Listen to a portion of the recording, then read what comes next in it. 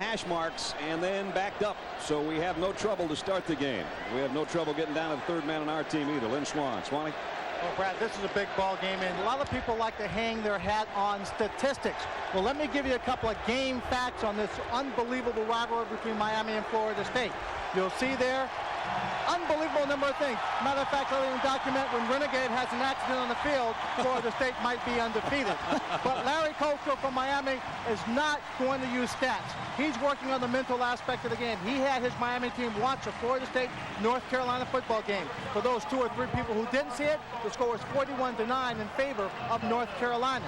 What that has in common with this ball game is that North Carolina took it to Florida State on their home field. They had the emotional edge. Florida State is looking to have the great footing here at Doak Campbell, Brad. All right, Swanee, and just for the record, I don't think that was an accident on Renegade's part. I think he did it on purpose, and he did it on Miami's side of the field. I think any of you that have been here know what we're talking about. Bobby Bowden just 1 win away now from tying Pop Warner on the all-time list. Miami won the toss and deferred, so Todd Severs will tee it up. Florida State will receive, and Alfonso Thorpe and Tallman Gardner, number 21, back deep for the Noles. Florida State 3-1 and ranked 13th. Miami undefeated at 4-0 and the number 1 team in the country, their highest ranking since 1992. And remember, last year Miami thought that they should have been the team to play Oklahoma for the national championship. The guys in garnet and gold got that honor instead, and that's in the back of a lot of their minds as well. 50 years ago this series started, and we're all set on what is a pretty good day. 45th meeting. There you see it. The last time around, Miami with a dramatic come from behind win on Ken Dorsey's 6 out of 7 scoring drive. His tight end caught the touchdown, and they won it 27-24. There was a threat of rain all week in Tallahassee. It apparently now is going to hold off until the game is over. At least that's what we're going to cross our fingers and hope for. Bobby, you're down on the field. It's a little bit warm down there. It was very warm, and I was talking with Larry Coker, and he was saying they had a great week of practice. It was very quiet all week in all the meetings, and only a couple of mental mistakes the entire week. He says these guys are ready to play. Miami is coming off a win over Troy State 38-7, and that dropped the opinion of this team in some people's minds because the score was not more lopsided. Well, if you would have had to take a look at the tapes of the Troy State game as we did this week, I think you'd agree that the game was a lot more lopsided, or could have been a lot more lopsided, had they kept their starters in there. But they had a chance to rest a lot of their regulars in the 3rd and 4th quarter. Florida State is well rested. They didn't play last week. Their last outing, a win over Wake Forest after they came back from their only loss of the season, the debacle against North Carolina in Chapel Hill that we saw. So now we're set. Severs has it teed up, and it's the Canes and the Noles one more time. Alfonso Thorpe's got to let it go out of the back of the end zone, and Florida State will start from its own 20-yard line. Chris Ricks will bring him out. The redshirt freshman, 838 yards and 7 touchdowns. He actually is a notch ahead of Ken Dorsey in the pass efficiency rating in the nation. And he's got good wheels. You see the rushing yards there. He's not afraid to take off with it. And he is ranked 6th in the nation in the pass efficiency, so he has done very well. The only blotch on his record so far was at North Carolina running the football. He put it on the ground a couple of times. The turnovers killed him in that one. They know they can't do that against Miami today and have a chance. First play. Florida State, and it's Maddox. Dragged down after a pickup of only about a yard. Florida State offensively. Here's the big uns up front. Williams and Brown, Marambo, Holland, and Todd Williams on the other side. Joining Chris Ricks, Nick Maddox, you just saw him carry it. Chad Maters is fullback. Donaldson, the tight end. And Walker and Bell, his wide receivers. Javon Walker has become his favorite receiver so far on the season. Maddox, the tailback in the eye. On a 2nd down and 9. And here's Rick's first throw. And it's complete outside to Javon Walker. About 3 yards shy of the first down. With bumping going on out there defensively for Miami. A good group up front. Google, Joseph, Walters, and Williams. 2 of those guys are 2 of their top 3 tacklers, so they don't let much by them. Williams, Vilma is their leading tackler, and Chris Campbell, the other outside backer. A secondary, 3 of those guys on the Thorpe list as the best in the country: Buchanan, Lewis, Reed, and Rump. Jonathan Vilma directing signals from his middle linebacker position. Third down, a long 3, and it's Ricks in the gun with 3 wide receivers. And he runs out of the pocket. He's got the first down and a lot more. Up near the 40-yard line. That's the ace in the hole that Chris Ricks brings to this ball game that Chris Weinke never had. Weinke had the experience of being a 28-year-old senior. Ricks is a redshirt freshman, just 20 years old, and he has fresh legs. Just has to hold on to the football. He did this at Carolina, but he fumbled the ball. Chris Weinke minus 97. Chris Ricks just added a first down run to his 134. And the only thing he got from Chris Weinke was his jersey, number 16. First down, Florida State.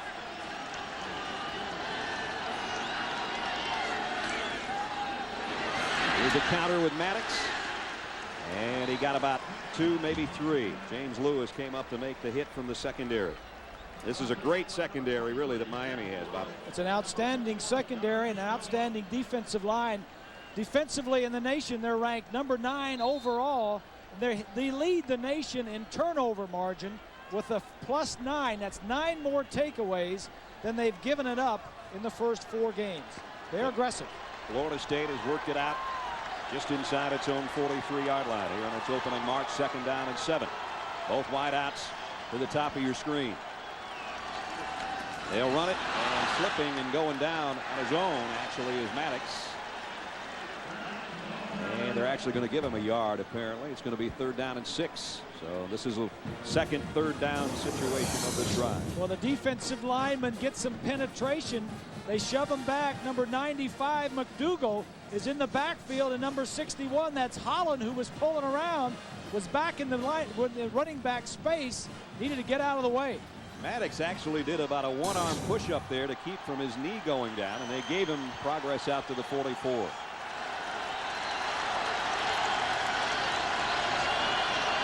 Three wide out for Ricks. Steps up, getting some pressure this time. Goes incomplete. Dangerous pass intended for Walker, and Philip Buchanan got a hand on it. And had he held it, he would have been gone. Good series for Ricks, the young quarterback. Here you're going to see of Walker. Buchanan, their best coverage guy by far. He's covered the whole way, but Ricks got rid of the ball. Threw it out in front of him. That's a beautiful It's not a bad first series for the young quarterback. He didn't get picked off. He didn't fumble the ball. He got into the ball game. He got hit a little bit. Just a great play by Buchanan. He's back waiting. Chance Walton's punt. Low snap. He gets the kick away. And it bounces down near the 20-yard line. At about the 21 is where Miami will go to work. And a penalty marker flies in as they mix it up a little bit over there. And let's see what the flag's about.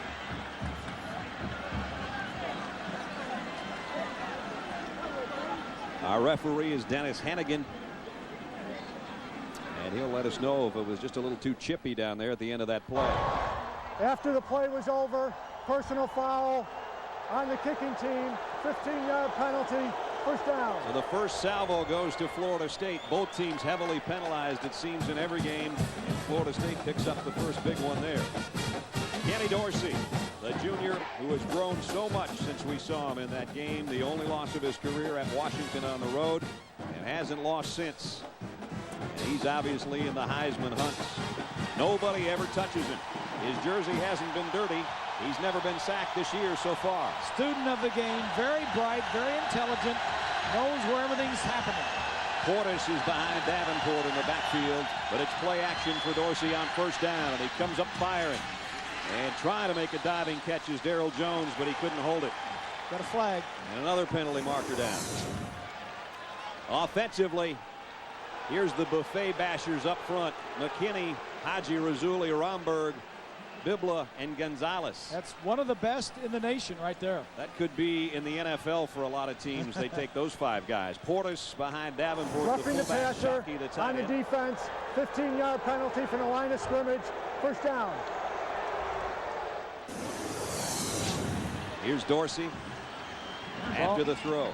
Oh, that costs you money in the NFL. Exactly. Jennings, not only did he knock him down long after the ball was gone, but a helmet-to-helmet hit. One of the things that Florida State wants to do is get some hits on Dorsey. That's always the game plan defensively, is knock the quarterback down. Not like that, though. All of Miami's yards so far have come with 2 personal fouls. Finally, they get 1 yard on their own on Davenport's carry. Up front defensively for the Noles, Emmanuel Womble, Darnell Dockett, and Charles Howard. They've been banged up on their defensive line. Pope, Jennings, and Boulware, they're rangy, and they can cover you all over the field. And in the secondary, Samuels, Howard, Chris Hope is their captain back there, and Rufus Brown. Young defense. In fact, 8 sophomore starters on that defense for the Noles. Second down and 9. And here's Portis. Nothing doing. Jennings has got him all wrapped up. No gain. 3rd and long will be the call for Miami after we check in at Times Square Stadium in New York. John? Brad, the Burger King update. Clemson and NC State. Woody Dantzler takes off and fools everyone in the NC State secondary. 55 yards on the touchdown run. He now has become the first player in ACC history to rush for 2,000 plus and pass for 4,000 plus. Brad.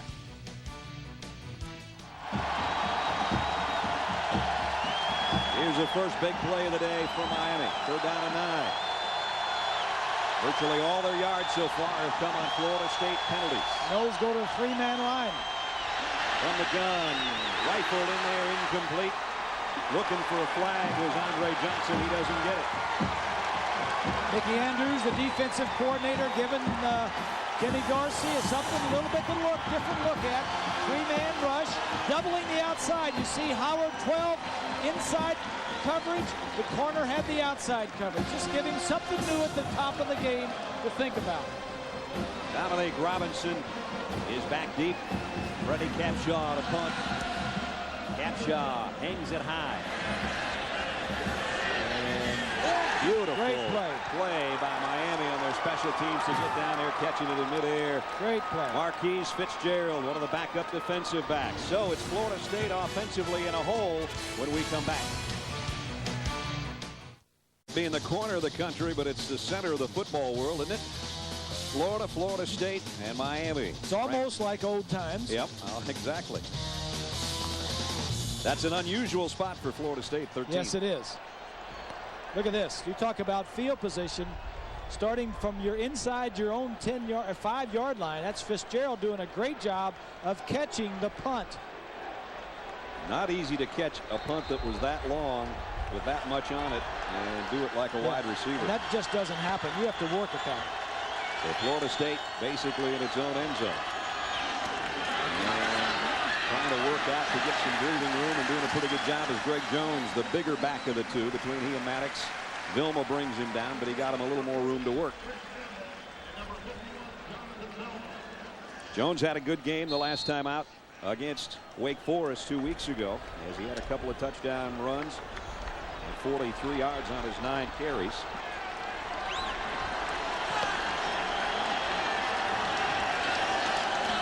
Second down and 6. Here they come again on the ground, and Jones has got a first down. Down across the 15 to the 18-yard line. Boy, if they get the running game going, that's going to help the young quarterback. You got that right, and that's what they want to do. Watch the blocking on this side over here. The tight end, the back. Jones is going to hit right up in there. Look at the hole right in here. That's where he's going to get through. You like to get through it right now when it closes up a little bit. Vilma, the linebacker, gets over there, makes the play. First down. This is the 7th run of the ball game, and this one's going nowhere. You saw that graphic that Swanee had at the top of the game about the team that runs the ball better tends to win this. 12 of the last 13 years, that's been the case so far. Florida State off to the early edge in that capacity of running the football. Ricks has had a 13-yard scamper. Jones just got a first down a moment ago. And there's Jeff Bowden, the offensive coordinator for the Seminoles, looking on. He would love to get the running game going. Oh, would he ever? Any offensive coordinator would. Second down, 10. Let's see if Ricks goes on top here. Straight drop, fires, and tipped at the line. And Andrew Williams, I think, is the guy that got a paw in the way of that aerial from Chris Ricks. Take a look on this side right here. 99 is Williams. Whenever the tackle throws at your feet, the defensive end knows that it's going to be a quick pass. That was a poor block by Brent Williams and a nice play by Andrew Williams. Andrew Williams. We got Williams and Williams. We got some Williams out there. We got a couple offensive tackles named Williams for Florida State too, so they'll try to keep them straight for you. Florida State 41% on their third down conversions. They'll have to earn all of this one. 3rd and 10 as Rick rolls and fires high.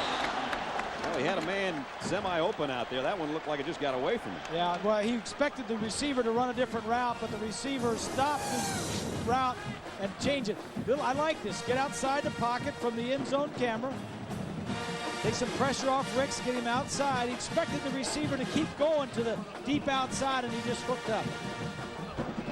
The first 12 plays, 8 were runs, 4 were passes for the Seminoles. Waltney is set to punt. He's had 1 block this year, and he's got another one blocked, and Miami touchdown. And it's Fitzgerald. Marquise Fitzgerald with a touchdown.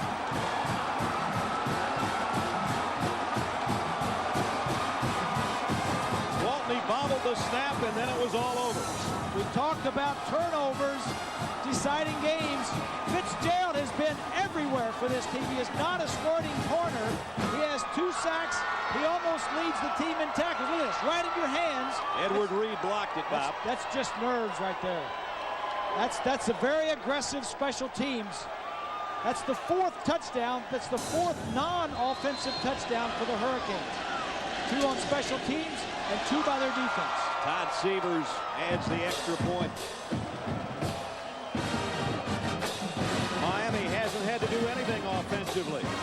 Their special teams come through. They lead by 7.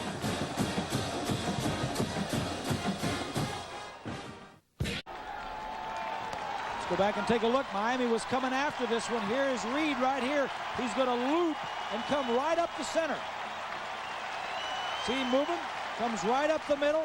Untouched right there. Makes the block. Big play for the Hurricanes. Special team scores first. There was nothing wrong with the snap. It was right where it needed to be.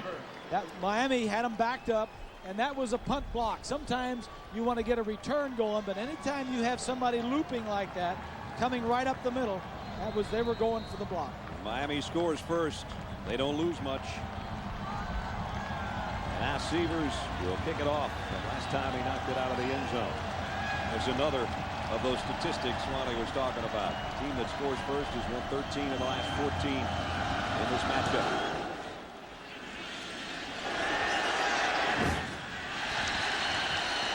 Out of the end zone again.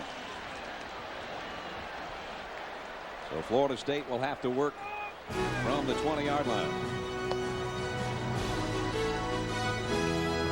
ABC Sports presentation of college football brought to you by Chevy Trucks, the most dependable, longest-lasting trucks on the road. Sears, only Sears has the brands you want at the prices you need. Sears, where else? Monster.com, who reminds you, job good, life good. And Valvoline's Max Life, the first motor oil formulated for higher mileage engines. So first down from the 20 for Florida State. Trailing now by 7. Position they didn't want to get in. Here's a play action. And Ricks will keep it. And Chris gets across the 25 and close to a first down. Got about 8, maybe 9. Had outside the pocket, first down, 2 receivers, both were covered.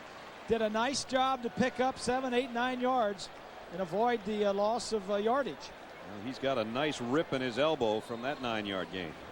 Yeah, they'll have to get him out of the game if they see that he's bleeding.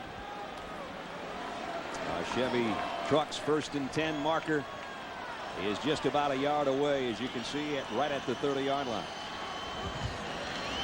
And Rick's now changing things up at the line. On second and short, Maddox, first down. Rick Maddox cuts out and got about 6, maybe 7. James Lewis brought him down. Florida State doing some nice running on the left side. Brent Williams doing a nice job on that side. The tight end getting the block. If Florida State can run the football, it's going to open things up for Chris Ricks down the field. Everything they've done so far has been on the ground at the 36-yard line. Here's the play fake. Rick slipped a little, stepping up in the pocket, and the overshot Javon Walker on a crossing pattern. 7:32 remaining first quarter. Let's head to New York for an update, John. Brad, Purdue against Michigan. Brandon Hance has done a terrific job this year. 12 yards to Tim Stratton. Purdue has not won at Michigan since 1966. I think your partner knows a little bit about that game, Brad. Oh, he asked me that one in the meeting last night. I want to tell you something about that I tell game. you. Oh, Boilermakers coming back. Yeah, we talked about that last night. That's good, John. Yeah. 7-0 here.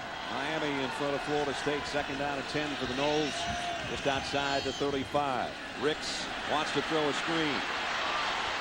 Miami's all over that. And Ricks is going to take a big shot. The ball is loose, and Miami's got it again. Scooped up by Chris Campbell. Young players, only his 5th start. Chris Ricks, a 20-year-old, playing for the first time this year. He did this 2 weeks ago up in North Carolina. When the play is over, get down. He's trying to make too much out of something. This was a screen. It blows up. Now what do I do, Coach? You're not here. I got to do something myself. Just put the ball away and get down and take a negative play and come back. You try to do too much with a busted play. And really, he lost the handle on that one himself. I don't think anybody poked it out of there. He just tried to do too much, and it squirted out, and Chris Campbell recovered it. Just get down. So Miami gets another gift. Dorsey, play fake, wants it all. Going to the end zone. Touchdown! Right in stride to Andre Johnson. Great call. Just a great call. Rod Chipchinsky, the offensive coordinator. Turnover, go for the jugular. Perfectly thrown ball to Johnson, 27-yard touchdown. The 2-touchdown hole that nobody that's a Seminole fan wanted to see is about to happen as Severs comes in for the point after. 2 big plays by Miami. One, their special teams, then their defense, and then finally their offense with this one. Turnover, quarterback get outside the pocket. Here's Johnson. He's just going to run a deep post into the end zone. Samuels on the coverage. Man-to-man. Look at all the room to the middle of the field. Throws it over Samuel's head. That's a great throw. He had to throw that before. Watch this right here. He's going to go around him. He can't get inside, so he goes on top, and the ball is thrown to the back of the end zone. That's just good play. Samuels looked like he had good coverage for a second, then he sort of lost it when he made his turn, and that's all Johnson needed. But most of the time you run that play, that receiver will go inside of the defensive back. But Samuels had such good coverage on the inside. Johnson went over the top. Dorsey put it over there.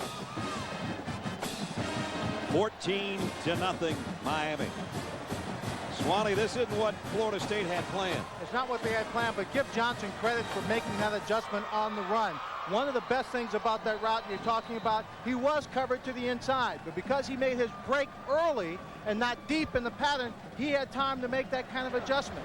That is a smart, experienced receiver adjusting in the course of the game. It's an opportunity he gave his quarterback. He took advantage of it at that moment, because every game will give you unexpected opportunities. Miami has 2 touchdowns. Special teams got 1. The defense set up the other, and all the offense did was make a great call at a certain time. When you have a turnover, you want to go after the jugular, especially when you're that close to the end zone. That's what I was saying. 3 plays is the difference between 14 and nothing. 3 touchbacks now on Severs kickoffs. And Mickey Andrews talking to his cornerback. Mickey, the defensive coordinator. Yeah, and Ricks is this is not good. This has gotten not good at start for Chris Ricks. This is a tough defense he's playing against. The Miami Hurricanes, we mentioned, they're one of the best teams in the country. They like to take the ball away. They're very aggressive. You're going to have a lot of negative plays, and you're going to have to punt the ball. And your mindset for a young quarterback is, it's all right. If we have to punt it, that's all right. 4 drives they've had. 3 have started at the 20 and 1 inside the 5. Here from the 20 is a big opener, though, for Jones, and he's still on his feet. Greg Jones across the 40. 23-yard run for Jones, and that gets the crowd into a little bit for the Noles. Seminoles are running the ball as well as they have all year here early in the first quarter. Look at the blocking up inside. Marambo, Holland, and Brown on the inside of that defensive line for the Hurricanes. Jeff Bowden looking on, as we said, liking what he's seen from his running game. It's a passing game that's got to get going.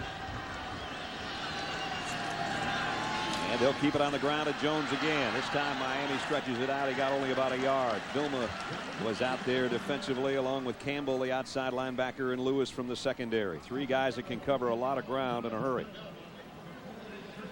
Miami's starting to look like those Miami defenses of Jimmy Johnson. At least that's what Bobby says, more than Butch Davis's team. Very aggressive. And what he meant by that was he just lets the front four do the work and rush the passer. Butch Davis over the years had gotten into a point where he would blitz a little bit more. And Jimmy wouldn't do that. Jimmy would rush four and play two deep zone and help on the outside. Well, Florida State's got 65 yards on the ground so far, but they need some aerial yards here from the 45 as Ricks. And again, he's pressured, and again he goes down. They'll sack him. A loss of a couple. Vince Wilfork is one of the guys there. It's been a tough start for number 16. Chris Wilfork, number 75, is just a huge, true freshman in the center of that line.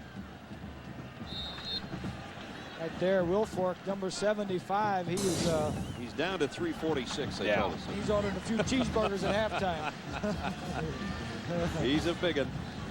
As you can see, he fills up our screen pretty well. They've had some outstanding defensive linemen here at the University of Miami. And this kid, if he's a true freshman and he's playing with all those other guys, he must be pretty good. Low snap and a whistle stops play. Beatrice Bell may have called timeout, I think. Timeout, Florida State. That is their first timeout of the half. And that's the call. So Chris Ricks will have a chance to talk things over on the sideline with 5:17 to go first quarter.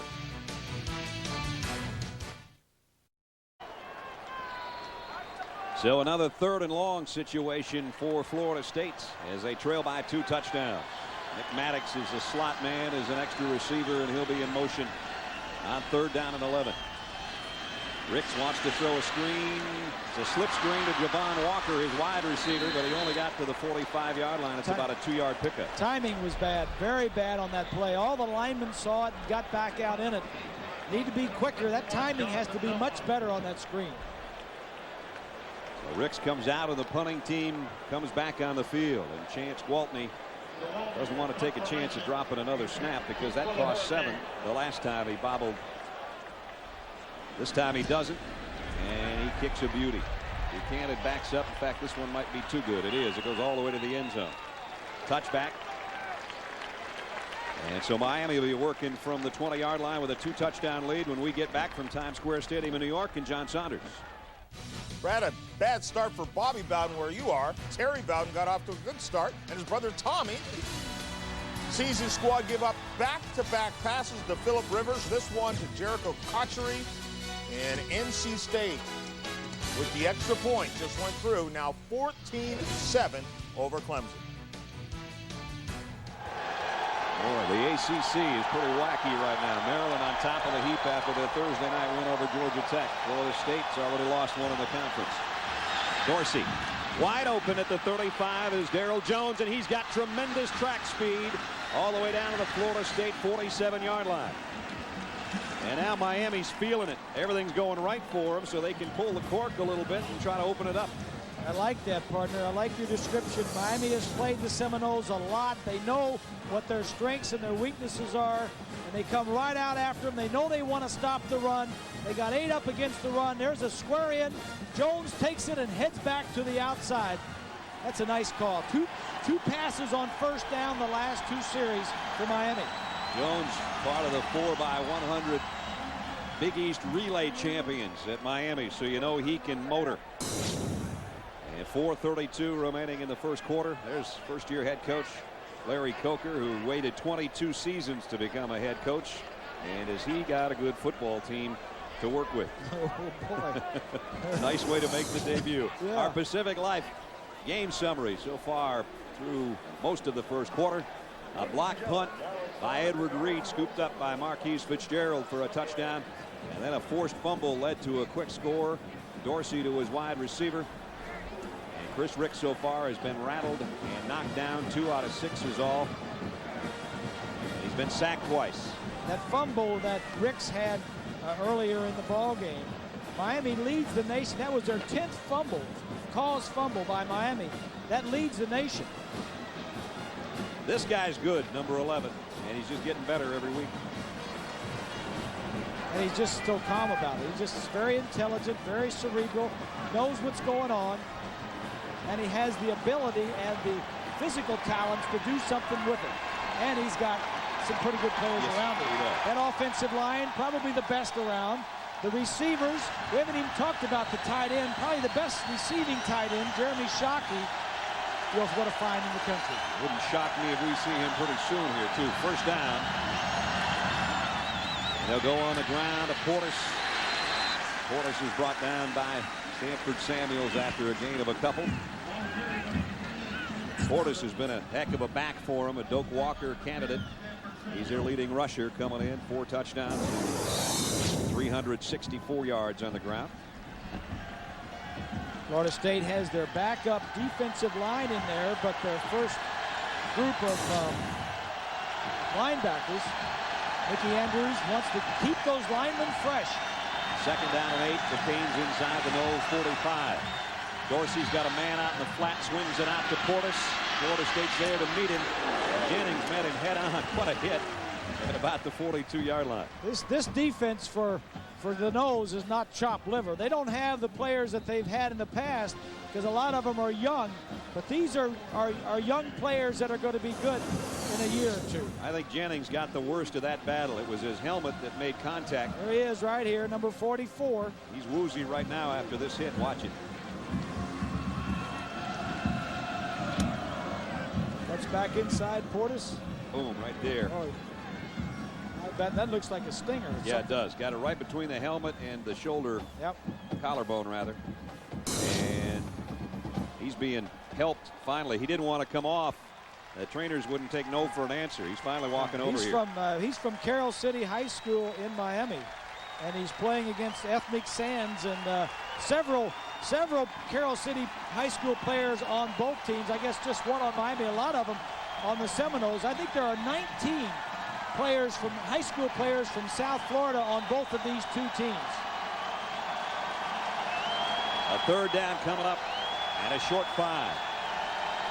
Ajay Davenport is a single setback behind Dorsey, and now he'll empty that backfield. Dorsey to throw. Quick drop over the middle. First down inside the 35 is Andre Johnson. Pickup of 8 on a 3rd and 5. Just nice, crisp execution by Miami. You empty the backfield so you're not going to run. He's on the outside, number 5, I'm sorry, Johnson coming down the line. Dorsey lay off, and if they come up to cover him, he's going to throw it right over their heads. Nice play. And Dorsey looked back. One of the things you're always afraid about with Dorsey is that he'll roll out to one side, but he'll look back across the field and the arm to make the throw. And he's got the height to see where he's going with it. They'll go with Portis here. No gain on the play. Michael Boulware in on the tackle along with Kendall Pope. And now flags fly in late. There's been a little pushing and shoving after about every play. Yeah, you know there's some talking going on, too. I think the officials just got fed up with it here.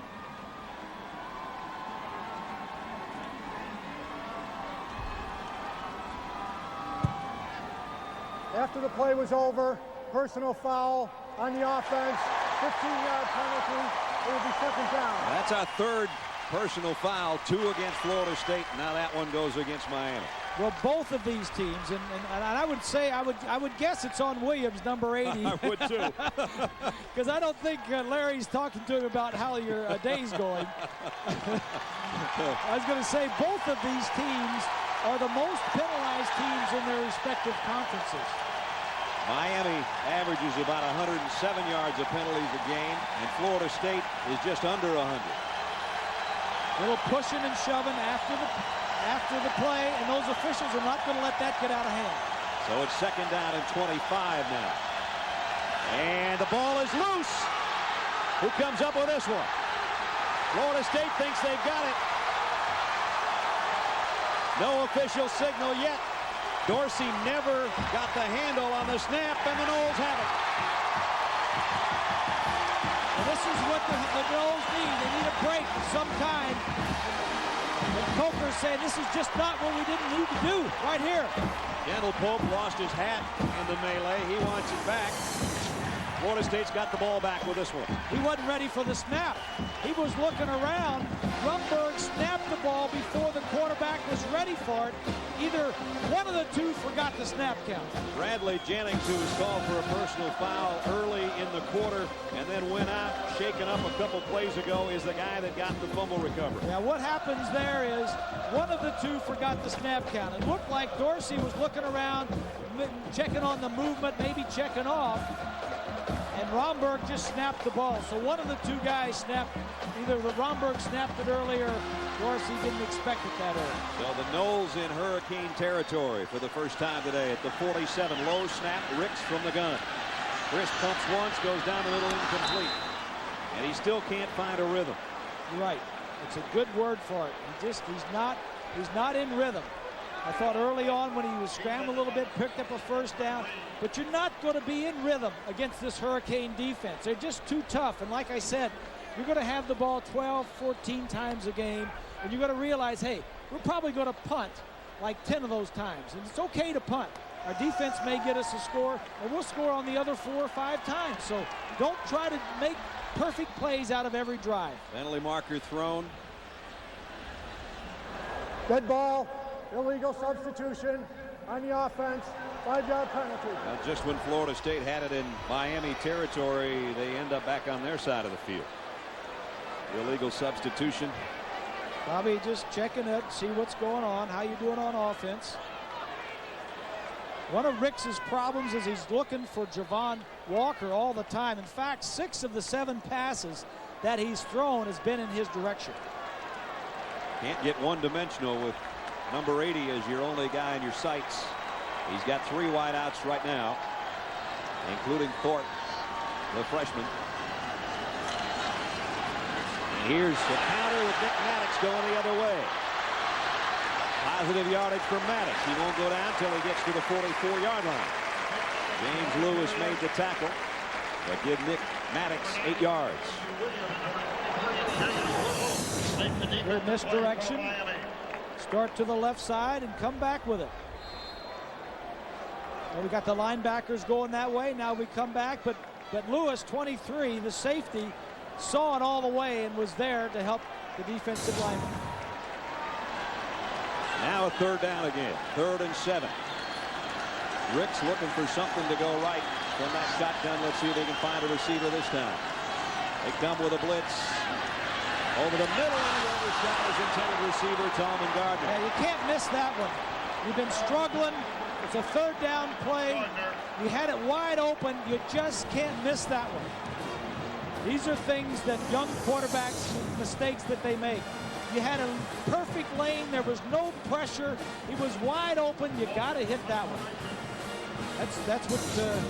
That's what you go through when you break in new quarterbacks. That's the difference between a redshirt freshman and a 5th-year senior who wins the Heisman Trophy. That's right. That would have been completed and he'd still been running. Gwaltney kicks it too far again. Somebody's got to get the governor on Gwaltney's leg backed up a little bit. After he fumbled that snap and had one blocked, he's not doing much for their field position right now. Let's check in Times Square Stadium in New York again. John Saunders. John. Northwestern facing Minnesota. Remember last year's game and last second play, Zach Kustok. 29 yards here to Sam Simmons for the touchdown. They missed the point after, so 13-3 is the lead. Northwestern over Minnesota. Brad. And here, intra-state rivalry. Miami and Florida State, and the Canes ranked number 1, leading 14-0. They again work from the 20. Here's a stretch play to Portis. Florida State comes up. Pope made the first hit. A reminder, at the conclusion of today's game, we'll select a Chevrolet player of the game. Chevrolet will make a $1,000 contribution to each university's general scholarship fund. Brad Nessler, Bob Greasy, Lynn Swan, and our ABC crew in Tallahassee, Florida, at Doak Campbell Stadium, sold out to the rafters. But right now, for the hometown Seminole fans, they're not enjoying what they're seeing. They're down 2 touchdowns. Second, a long 9. They'll keep it on the ground again. This is Davenport, and he only got a couple. Kendall Pope's made the last 2 tackles. He's a rangy outside linebacker. He backed up Tommy Polley last year and was one of the top tacklers that was a reserve, and he's going to be a good one. Coming up next, most of you will see a great Pac-10 matchup. Washington and UCLA. Some of you will see Wisconsin and Ohio State. All coming up next on ABC Sports. Coming up next for us is a 3rd and 7 for Miami. Dorsey has fumbled a snap today. Other than that, he's been pretty flawless. Back to throw. Complete. First down. Flags fly in from the secondary. Ethnic Sands made the grab, but again, the penalty marker came from the field judge, I think, way back here. I think you're going to get offensive interference. I think you're right, partner. Yep. You are.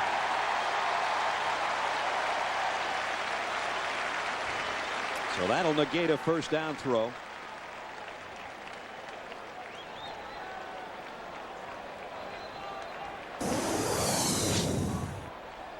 Johnson is number 5. That wasn't it. Sands was on the outside. I don't know. I don't know where it came from. Sands was wide open. Didn't look like it would have been him.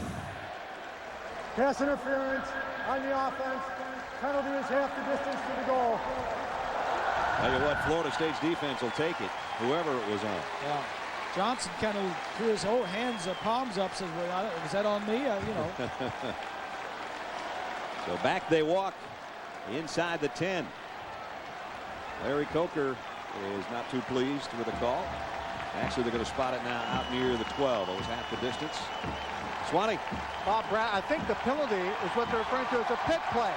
The inside receiver came in, and that was Andre Johnson, set up on the defensive back and actually blocked him, allowing Ethnic Sands to come open on the outside. That's illegal. All right. Swanee used to do that for Stallworth. They didn't have to do that. High snap on the ground. This is Kendall Pope again. Kendall Pope is a special player. He leads, not only leads him in sacks, but he leads him in interceptions and tackles. Had 2 interceptions last week against Wake Forest. ABC Sports presentation of college football will continue after this message and a word from our ABC stations. Canes by 2 touchdowns at the end of 1.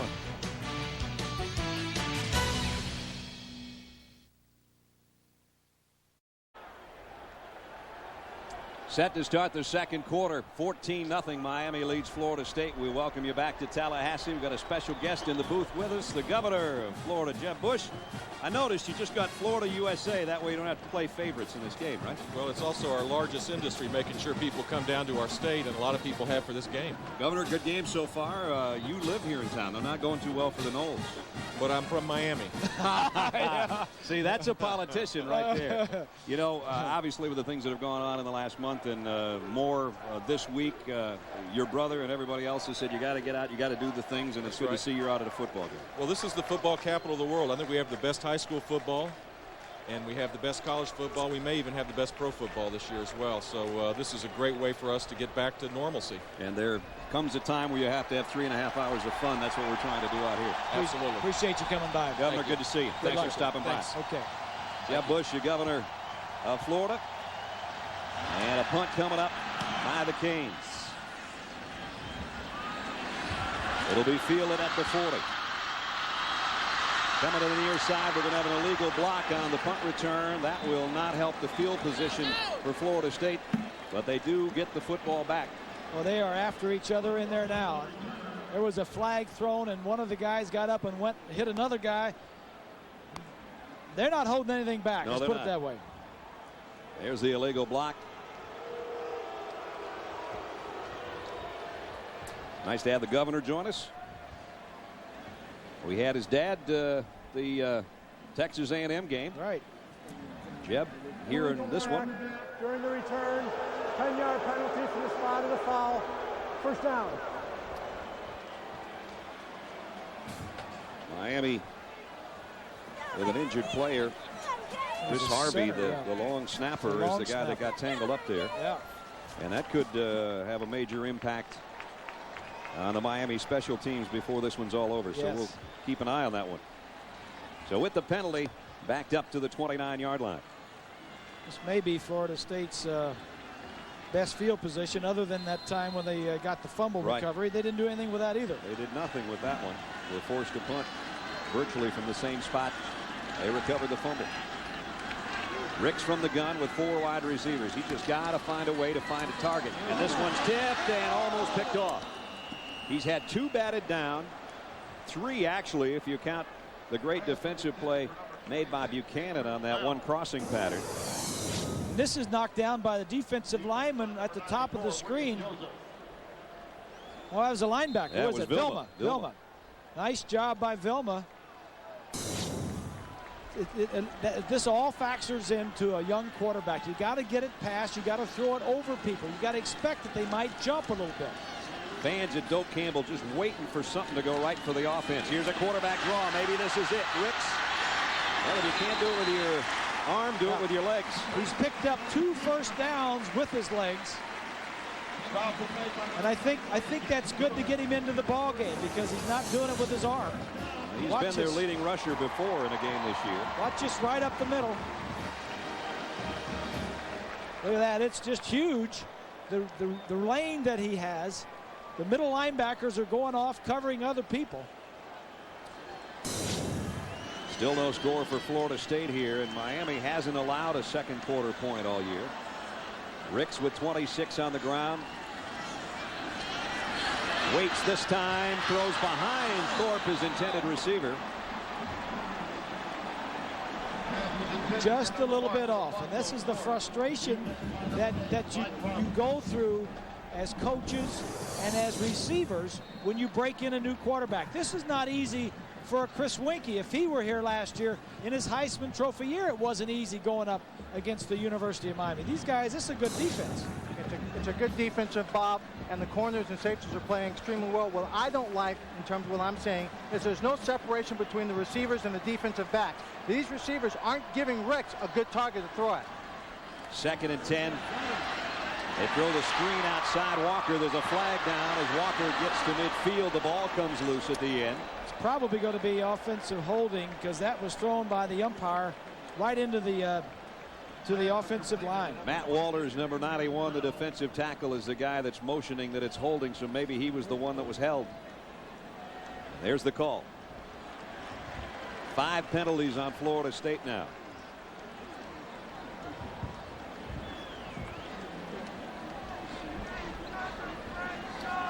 So the Seminoles not doing themselves any favors with the penalties today, on top of the other miscues, including a block punt for a touchdown.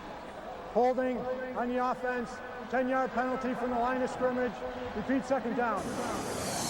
Well, here's the hold. The defensive lineman is just going to make a game, come around this side right here. Can't tell which one it is, but the hold is right there. That's called a tackle. And that's on Walters. Walters did a nice job with a little move up the middle. Greg Jones checks in as the tailback for Florida State now. On a 2nd down and 21. He'll get the call. Jones lowers his pads and takes the tackler with him, Jamal Green. Florida and Auburn playing on ESPN tonight. That should be a dandy. See some of the other games that will start later on. Most of you will be seeing number 7 against number 8 when Washington and UCLA get together out on the West Coast. Keith and Tim will have that one. Brett Gary will have the Wisconsin-Ohio State game. Some of you will see that one. 3rd down here at 15. Nice play fake. Now is he going to have time? Rick steps up, throws in and out of the hands of Walker. It's intercepted. Picked off by Reed. And Edward Reed going the other way. How good is this kid Reed? He's one of the leaders of the ball club. He's a 5th-year senior. Got him going last week after the first half, a slow first half against Troy State. His 15th interception of the year, of his career. And he blocked the punt earlier in the game. Yeah. He's around for the tip ball. Reed is out back down here, just keeping his eyes open. His third pick of the year. And against Troy State, he took one for a touchdown. This one, I thought he was going to actually get loose too. Yeah. He's returned three interceptions for touchdowns in his career. Does Miami go for the throat again after the turnover? No question. First down at the Florida State 36. Dorsey, long ball, got him there. All the way to the 1-yard line. Andre Johnson. You could just smell it coming. Oh, sure. Whenever you get a turnover inside the other team's 50 or 40-yard line, this is right what you want to do. Down the sideline, he beat Samuels. Didn't get in the end zone, but it's on like the 2-yard line. Actually put it just on the 1. They score in a hurry. Rob Chudzinski learned this from Coker, who was the offensive coordinator the last 5-6 years. Portis behind Davenport in the backfield. He'll get the call. And did he get there? Not quite. Bradley Jennings, the linebacker, made sure, was holding on for dear life. Portis was stretching and stretching and didn't quite get there. They put it down at about the 1-foot line. It's a game of turnovers. That's why you hear coaches talk about it all the time. Special teams and turnovers. This is the second turnover for the Hurricanes that they're looks like they're going to score on.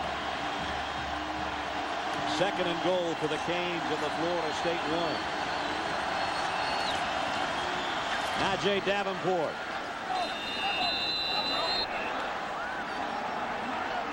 Still not there. Jennings again, one of the guys in the bottom of the pile.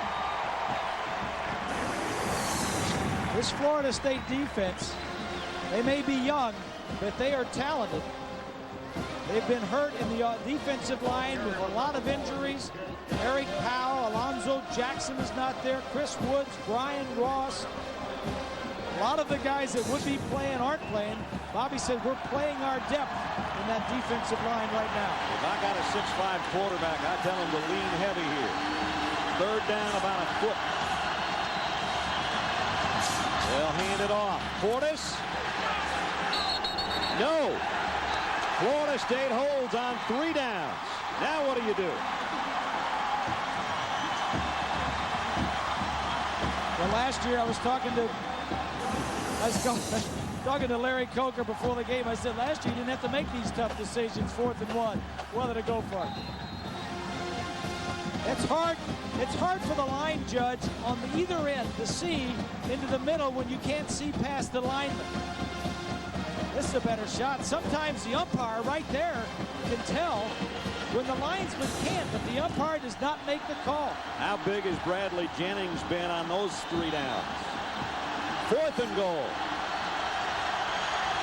McGahee. Play action. Dorsey to the end zone. Wide open. Touchdown. Shockey. There's the tight end Bob was talking about earlier. Great call. Nice call. You got to have confidence in your players. You got to have confidence in your quarterback to call that play and your offensive line. Watch Shockey, number 88. All the Seminoles think it's going to be a run for the 4th play in a row. And when you trust your quarterback and you trust your receiver, that's what happens.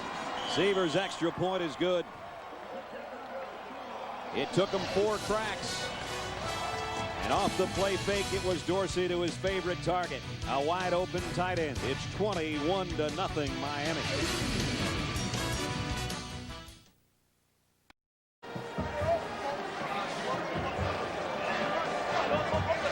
Shockey with his first catch of the day. And his 3rd touchdown catch of the year. Shockey kind of gets irritated. He says, Dorsey, throw me the ball. I was open.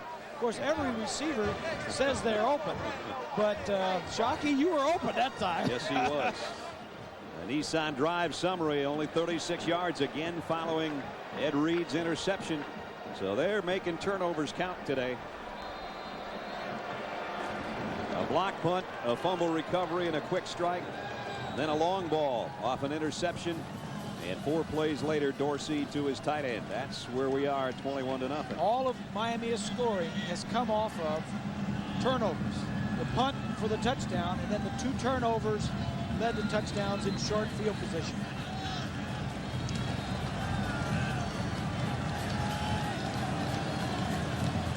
Severs set to kick.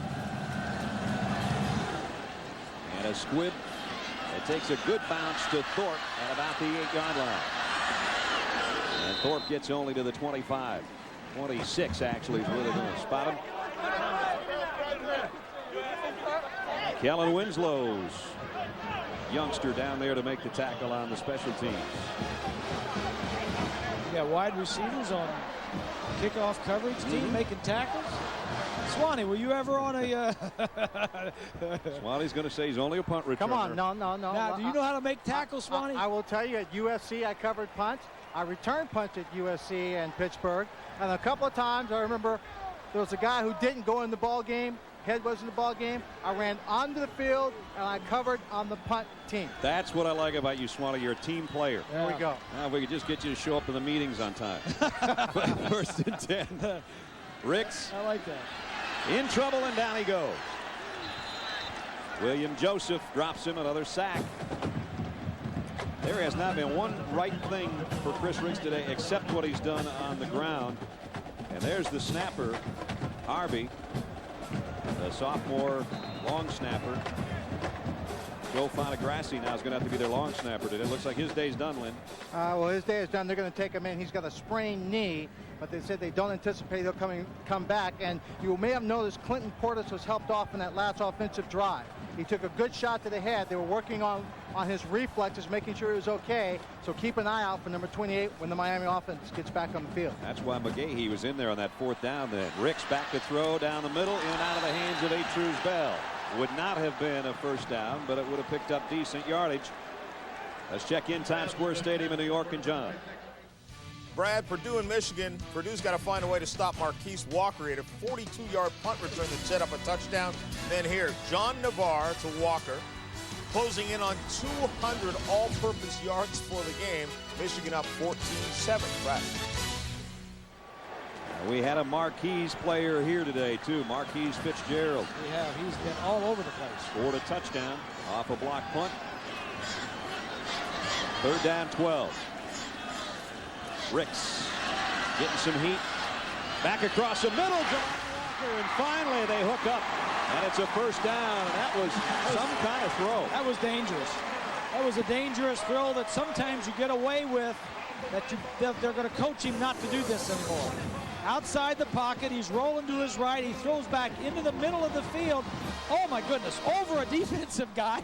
One in front, one in back, but it works. So good job, Chris, good job. He put some Zuzu on that one, I'm telling you. Back across his body, a pickup of 24. He had missed his last 6 attempts. That's what the coach says. No. Yeah, yes. Good job. So a first down. And Ricks goes complete. Maybe that's what he needed to get him started. Atruz Bell trying to break tackles. He's got a first down. So there's his 2 main guys, Walker and Bell. They're the 2 big play guys. Talking to Randy Shannon, the defensive coordinator for Miami, he says they want to get the ball down the field. They're looking for big plays all the time, and the 2 guys are Bell and Walker.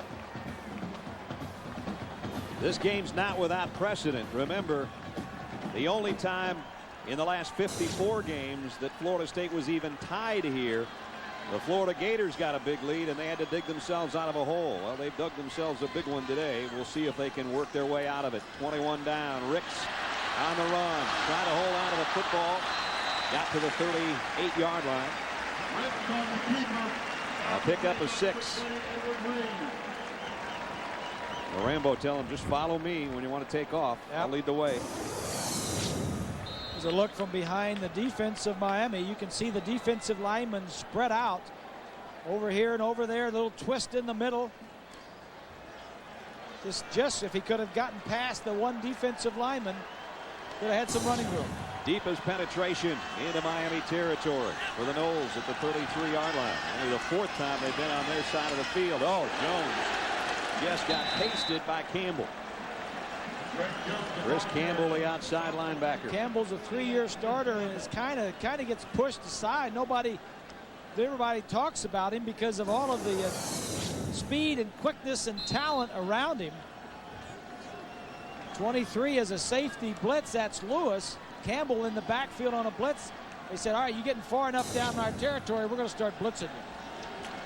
Mount Pleasant, Texas, the hometown of Campbell, who gets a breather and a quick drink on a 3rd down and 7 coming up for Florida State. So the nickel defense is in there, and timeout taken by Florida State. They were running out of time and shifting guys all over the place, so they don't want to waste this opportunity. 7:47 remaining first half. Top-ranked Miami all over the Seminoles right now.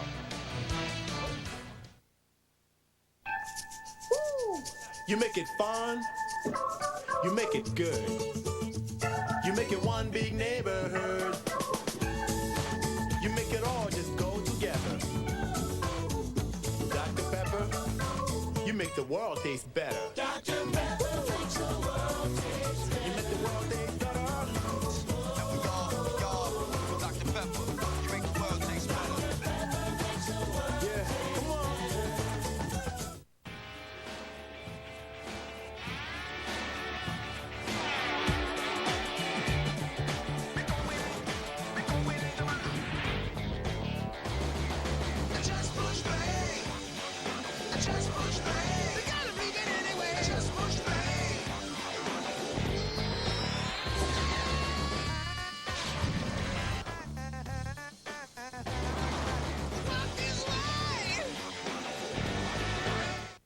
As America's population has grown over the last 2 decades, there's been a 16% decline in the number of physicians trained in the U.S. So Florida State University is building America's first medical school in a generation, training physicians for a growing elderly population and doctors who go out of their way to care for small town and inner city America, meeting a world of needs, making a world of difference at Florida State University.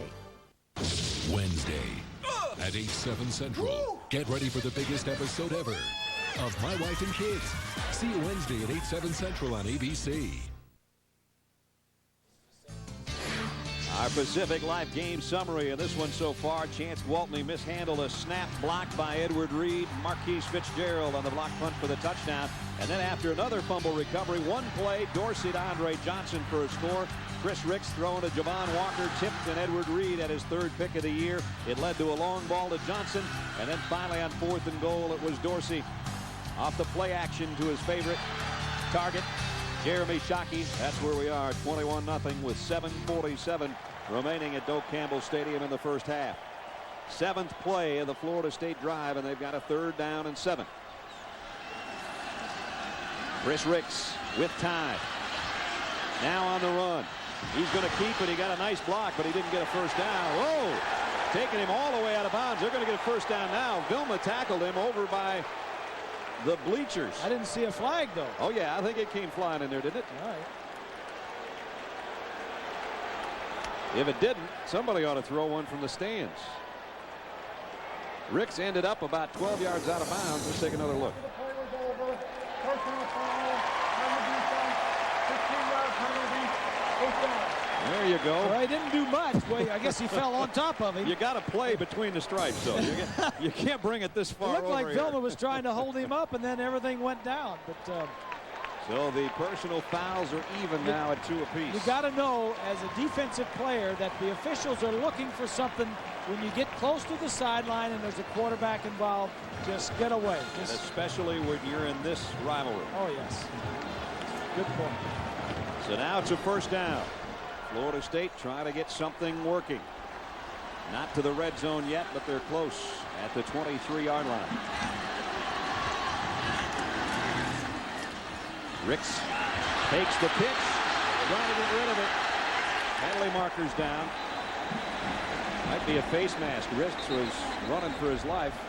There's flags in the secondary and the backfield. I don't know, it might be double penalties. They have pass interference, face mask, They may get him for intentional grounding. Those flags from the secondary were thrown before he threw the ball, I thought. They definitely got a face mask. It's two of them, holding and face mask. That's McDougal, 95. Ouch. Oh, that's a bad one. That's a 15-yard variety there. Now back-to-back penalties. On the play, holding on the defense. That penalty will be declined. Personal foul, face mask on the defense. 15-yard penalty from the line of scrimmage. First down. So there's 33 yards from Miami in the last couple of plays. Right. And that helps an offense. It's almost like a boost. It's like a get out of jail free card. It helps you move down the field. It says, hey, if they're going to help us, we haven't done anything yet. Let's do something for ourselves and get it in here. So far, Miami's had the monopoly on points when you talk about get out of jail free. Let's see if Florida State can get in Park Place here. Here they come. They're going to bring it. Here they come. Inside handoff. Jones broke one tackle. He's down to about the 6. Miami had the blitz coming right where the play was designed, and they didn't stop it. Jones ran right by it. There's your blitzers coming right in here, and the play's going to come right that way. Campbell's blitzing. Lewis is blitzing. He just did a nice job of finding a gap and getting some positive yardage. 2nd down and 4. Javon Walker's got single coverage out here with Phil Buchanan. It's going to be the ground, though. Jones, nice cutback. Greg Jones, touchdown. That's a big touchdown drive right there that was aided by a couple of penalties by Miami. Bobby Bowden's team finally on the board, and for the first time this year, somebody has scored on the Canes in the 2nd quarter. And it's Jones who's got 55 yards in the first half that puts him in the end zone.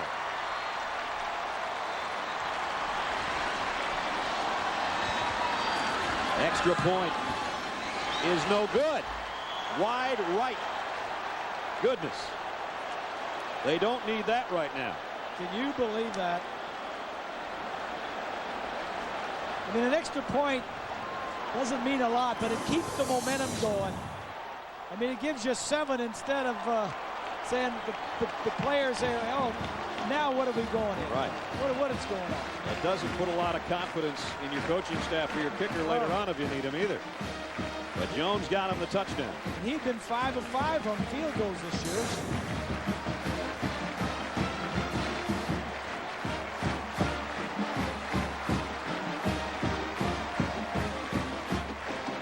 Bobby Bowden talking to Gwaltney over there.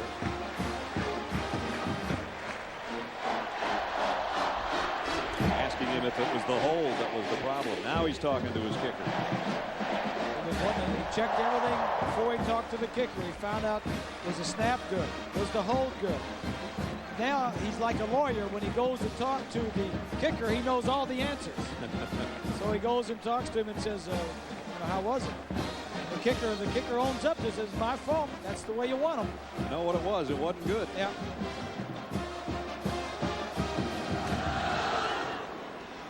Here's a kick. Taken at the 2 by Johnson.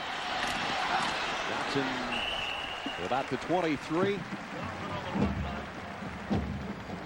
Miami goes back to work. 6:42 remaining. Take another look at the extra point. Gwaltney's a holder, and that's what Bobby was talking with first. Everything looks good. Nothing wrong with that. Except the kick. Nothing wrong with that. Ken Dorsey 3 of 3 on first down passing for 96 yards and a touchdown. And the completions have not been small. They've been of 27, 34, and 35 yards. McGahee in for Portis, and he's all wrapped up. Florida State bottles him up, and they'd love to come up with a big play here before halftime. Time for our Aflac trivia question. This week, our question, who was the opposing quarterback the last time that Florida State lost at home? We'll We'll give you the answer a little bit later on. Miami has only had 19 plays the first half, as opposed to Florida State has 36. Of course, the reason is they've had a short field, Miami, and haven't needed many plays. Miami's got about 4 yards rushing so far, and they got 21 points. You normally don't see that. One of those lying statistics due to turnovers, because we talked about whoever rushes better wins the game. Well, that ain't happening today. That's for sure. 2 of Miami's possessions started on Florida State's 27-yard line and 36-yard line. They got in on touchdowns immediately thereafter. Look at that. That's exactly what we were talking about. 4 yards on the ground. They haven't needed it. And now Dorsey's looking at a 3rd and 9. He's pointing out who he wants blocked because Florida State's thinking about a blitz. Dorsey hit, got off that, and incomplete. That's good pressure for the first time by Florida State. Samuels could have come up with a big play for the Seminoles if he could have intercepted that ball. Yeah, but he's got 2 broken thumbs. Yep. This secondary's all thumbs. They got a bunch of thumbs in that secondary. They do. It's unbelievable. A broken hand and several broken thumbs. Watch from the end zone now. Dorsey's going to get tagged just right there. Somebody grabs his arm and slows him up just enough for Samuels to get in front of the receiver and almost pick it off. Here's a punt. Robinson has to backpedal to the 21. Dominique Robinson got to the 30. And there'll be 5 minutes and 9 seconds remaining in the quarter for Florida State to try to tack on some more points.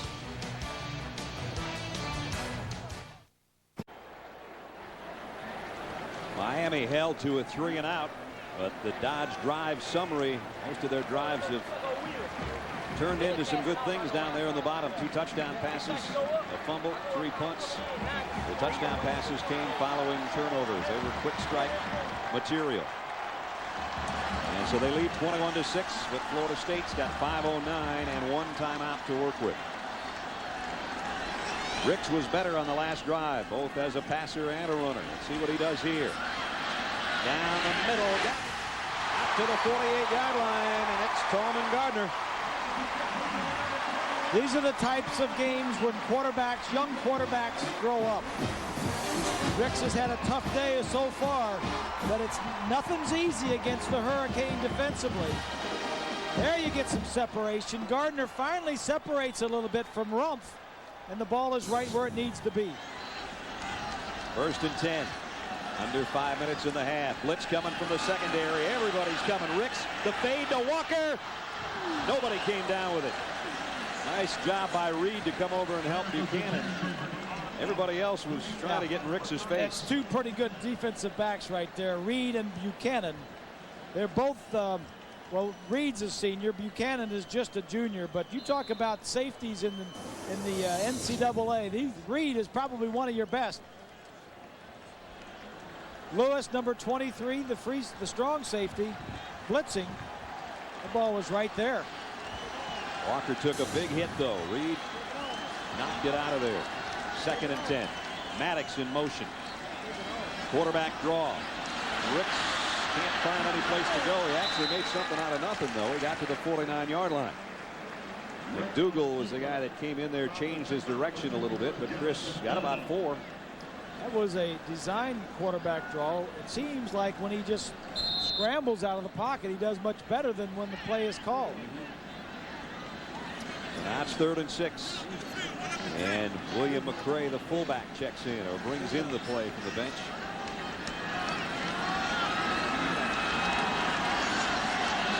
Big opportunity here. Only 2 of 7 on their 3rd down conversions. Trying to keep it alive and get points before halftime. Ricks had a man open in the middle. Finally did find it. First down, Maddox. He was open, and he finally found it. And now he's hurt. Walters, I think, gave a shot to Ricks after he let go of the ball.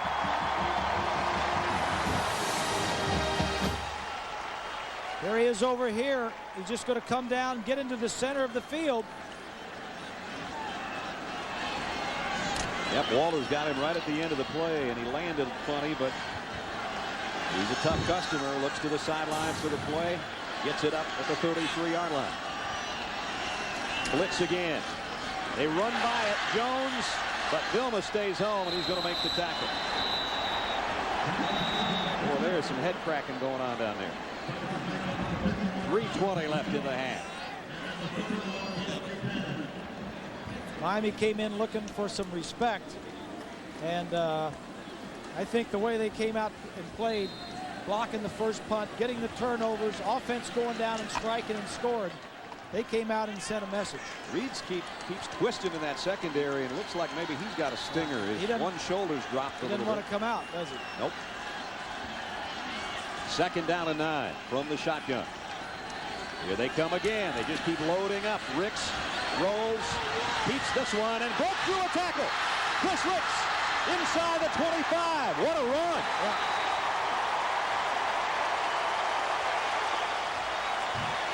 How'd he get through the first two? That's the big plus with Chris Ricks. Not that he's going to beat you throwing the football, but you better be able to have somebody up there when he scrambles around.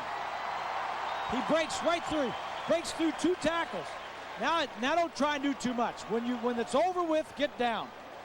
52 yards on the ground for Ricks. Remember, he's a 4.5 guy speed-wise. He led the Seminoles in rushing 2 games this year.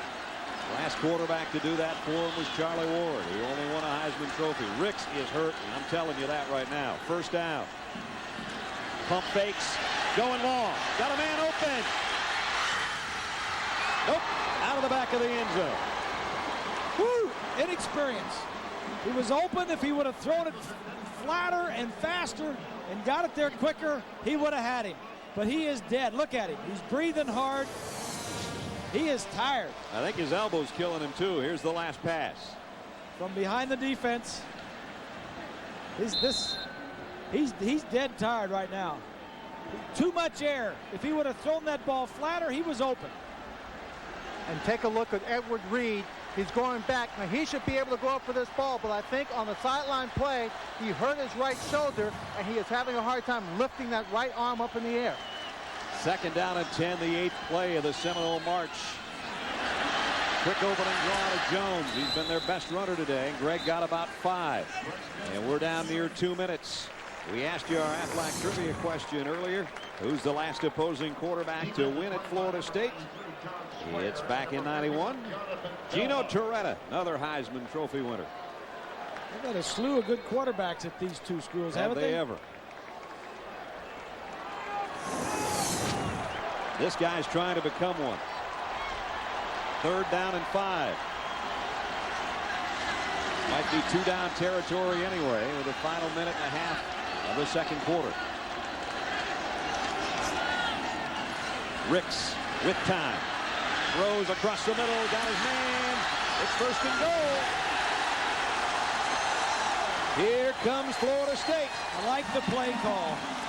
I like the play call. You don't need a lot. Go to your receiver out of the backfield. He's looking at him the whole way. Wait. All right, you waited for him to come all the way across the formation. Chris Ricks is getting an education here today.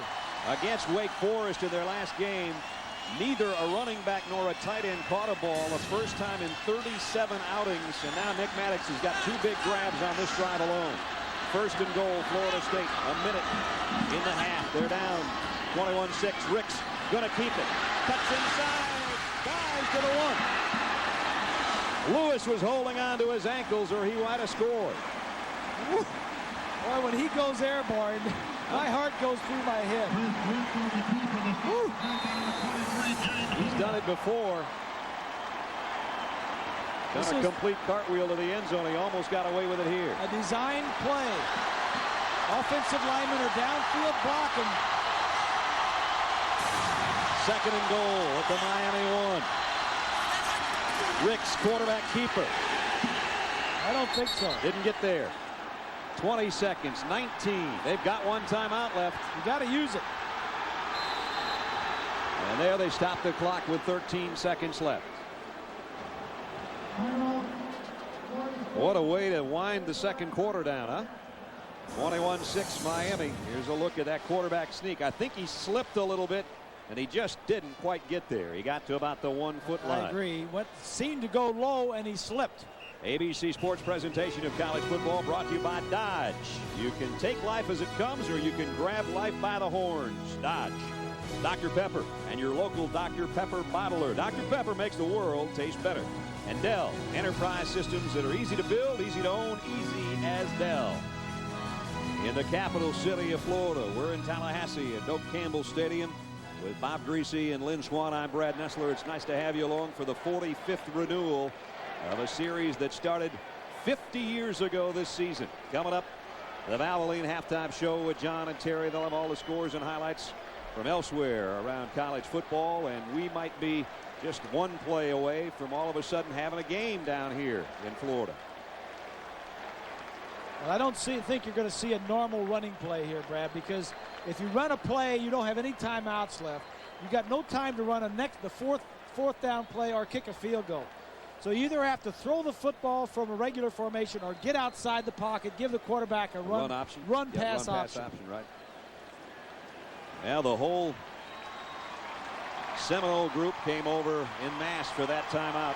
Now, of course, Randy Shannon and the Hurricanes know that.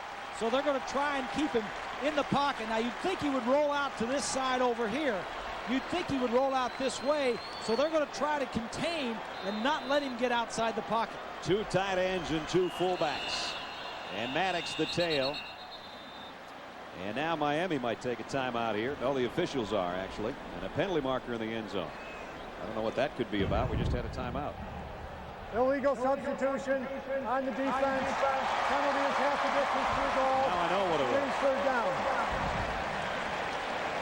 So illegal substitution following the timeout against Miami. All it does is inch it about. Maybe they had 12 players out there. There goes one player off right one. now. There must have been 12 players. And that's a good job by the back judge to count the number of players. That's his first thing when they come back out.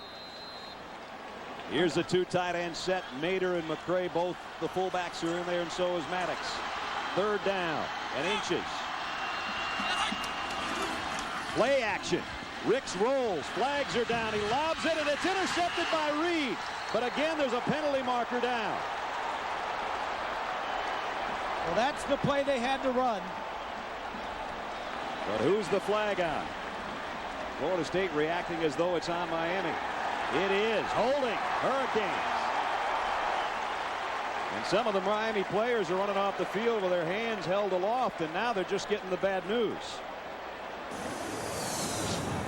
Let's take a look over here. If there's going to be any holding, it's probably going to be on the receiver that's trying to get out. There you go, right there. Now that was holding the receiver that was trying to get out, the tight end. He was trying to hold Shockey. And the back judge was looking right at it.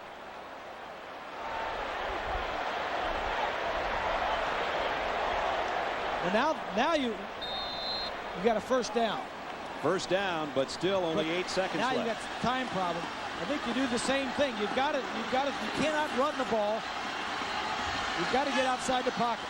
First and goal, Florida State. Ricks the give to McCray. Touchdown! Well, you can run it if you know you're going to score. And the big fella did.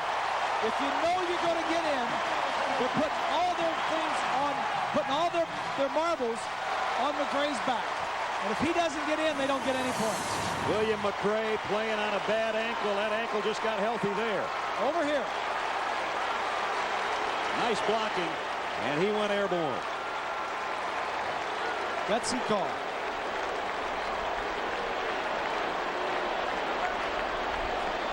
And now Beitia in for the point after. And he better hit this extra point, or he might want to just go out to the parking lot and head home. Bobby says, I don't want to go for 2. Right down the middle of that tank. We're going to be scoring a lot more points. We're just going to stay in the ball game. A lot of football left now. There you go. Florida State with 13 unanswered points. They go 70 yards in 12 plays, an impressive drive in a little over 5 minutes, and they put it in the end zone. And Chris Ricks got beat up the whole way. I mean, he played his heart out. Ran better than he threw, hit some big key third down conversions, but the shots that we had of him, he got beat up. He's going to be a tired puppy coming out second half. Bobby had a 3rd and 6 and threw for 11. He had a 3rd and 5 and threw for 11. As you said, he got knocked down, banged around, but he kept getting up. This is the education of a California kid come to Florida to play quarterback. He says, you know what, I want one of those drives like Dorsey had last year when they beat us.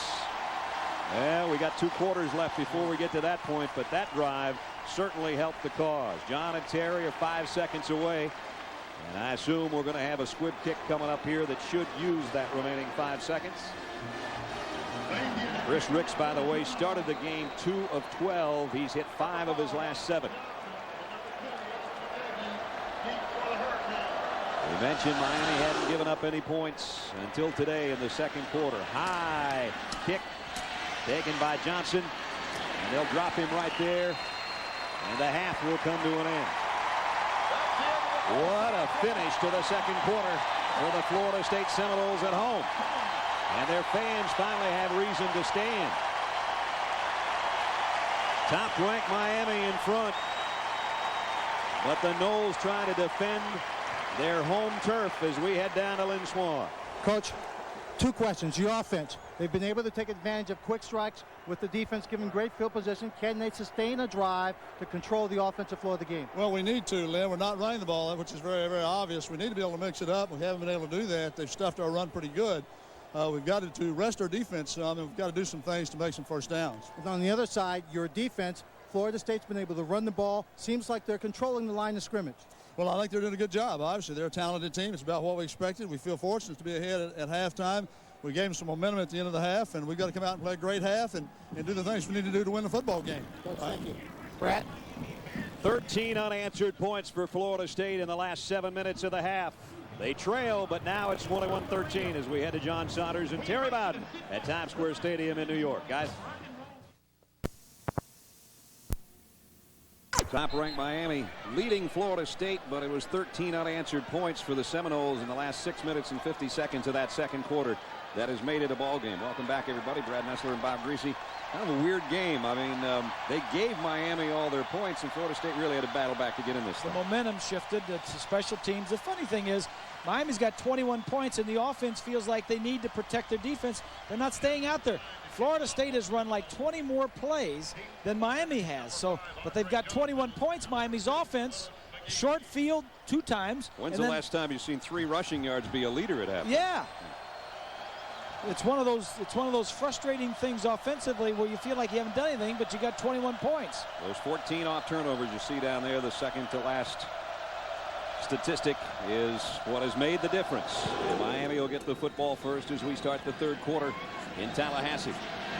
Andre Johnson again on the kick return, and Johnson broke it across the 30 out to about the 32-yard line. Our Morgan Stanley well-connected storyline in this one. Ken Dorsey hasn't had to do much. As Bob said, only 8 passes, but 2 of them were touchdowns. The points came off turnovers. Chris Ricks has been one tough cookie. He got knocked around in that second quarter. Still has 79 yards in the air, 58 on the ground. And it's Florida State winning the battle of rushing, but not on the scoreboard so far. I don't know if Chris Ricks had ice or heat on him at halftime. Ice bags on one side and heat on the other. I know one thing, he had heat on him the whole first half. And that came from Miami. Here's Dorsey. Play action on first down. Across the middle and wide open is Johnson on the run. Johnson broke a tackle. Tiptoes down the sideline. He's run out at the 44-yard line. And then a late flag comes in after the play would have been dead back at the 44. Not the way you want to start for Florida State on 2 plays. Miami obviously picked up something that Florida State was doing. Came out and ran that play, a crossing route. After the play was over, personal foul on the defense, 15-yard penalty, first down.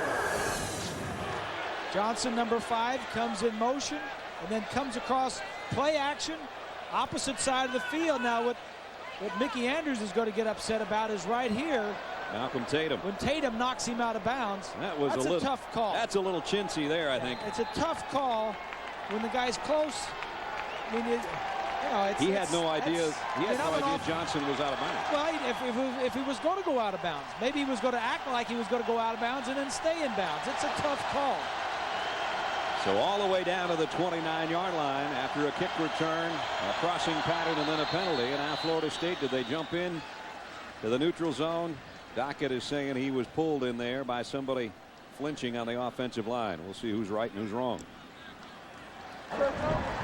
Prior to the snap, false start, offense, 5-yard penalty, remains first down. Darnell Dockett wasn't kidding. There's the movement right there, 74. Haji Razuli, who you saw in our halftime piece with John and Terry. Interesting young fella and one of 5 great offensive linemen on that front wall. Yeah, he was featured at halftime. Yep. It was an interesting story. So it's 1st and 15. Here's a stretch. Portis, who's back in there, he was dinged up, as Swanee told us a little bit in that second quarter, and he doesn't get anything on that one. Jeff Womble is over there to help on the stop. You know, one of the statistics we did not give is that yardage penalized. Florida State now has been penalized 71 yards. That was 71 yards that you're helping the Miami offense down the field in their 6 or 7 drives so far during the ballgame. See that big thing on the left elbow of Jeff Womble. He's playing with an elbow injury and has to wear that brace for the next 2 weeks. So he's a one-arm man, but he made a one-arm tackle on the last one for no gain. 2nd and 15. Dorsey down the middle, got his man, and it's going to be a first down. Jason Geathers this time in front of Abdul Howard. A pickup of 16 on a 2nd and 15. This is going to be a little bit double coverage. Look at Samuels playing to the outside. The safety from the left side, he was double covering him inside and out. And Dorsey says, you're too deep on the inside. I can still get this in. That's just a nice play. Dorsey has thrown some nice passes. Not a lot of them, but very effective. He's been very effective. In the red zone again for the Canes. Nice play action. Dorsey wanted it all. Now does throw it away. Yeah. He had double coverage to the guy that he was going to, and when he first pumped to throw it, he said, no, I better not do that. And then he says, I got to get out of here because that's the only guy I've got out. So I'm throwing it out of here. This is the first time he's had a grass stain on his jersey all year, I think. Right here, he says, no, I shouldn't do that. He said, all right, I got plenty of time. I'm just getting out of here. And there's the grass stain right there. Hasn't been sacked all year. No sacks. 5th game of the year. 2nd down and 10. Miami in front by 8. Opening drive of the 3rd quarter. Davenport in motion. Dorsey. Plenty of time.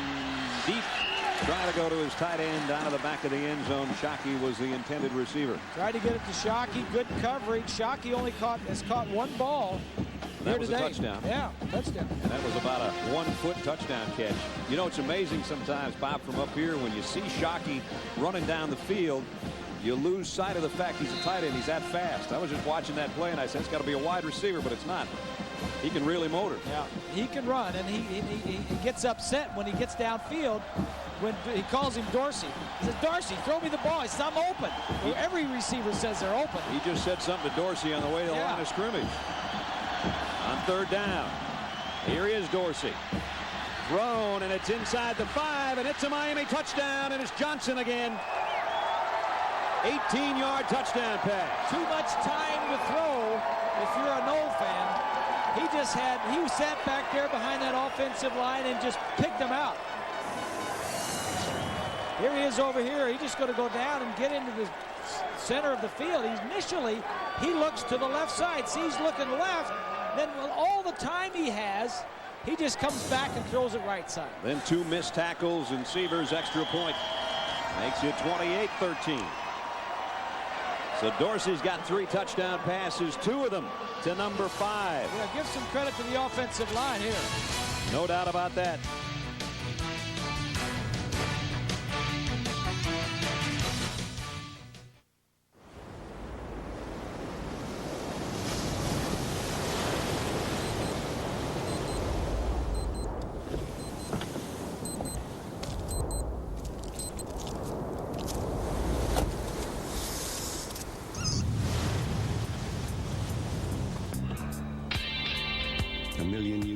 And counting. The new 210 horsepower supercharged Nissan Xterra Still everything you need, nothing you don't. Play Cash is King at Burger King for your chance to become a millionaire. First class, baby. Hey, how much for that dog? What's up, dog? Who wants to marry a millionaire? This is not what I had planned. Play Cash is King at Burger King. Peel for a chance at great prizes. From hot, tasty food like a Whopper or cross sandwich to a cool $1,000,000. With a 1 in 3 chance to win, the odds are on your side. Pardon me, would you happen to have some extra ketchup?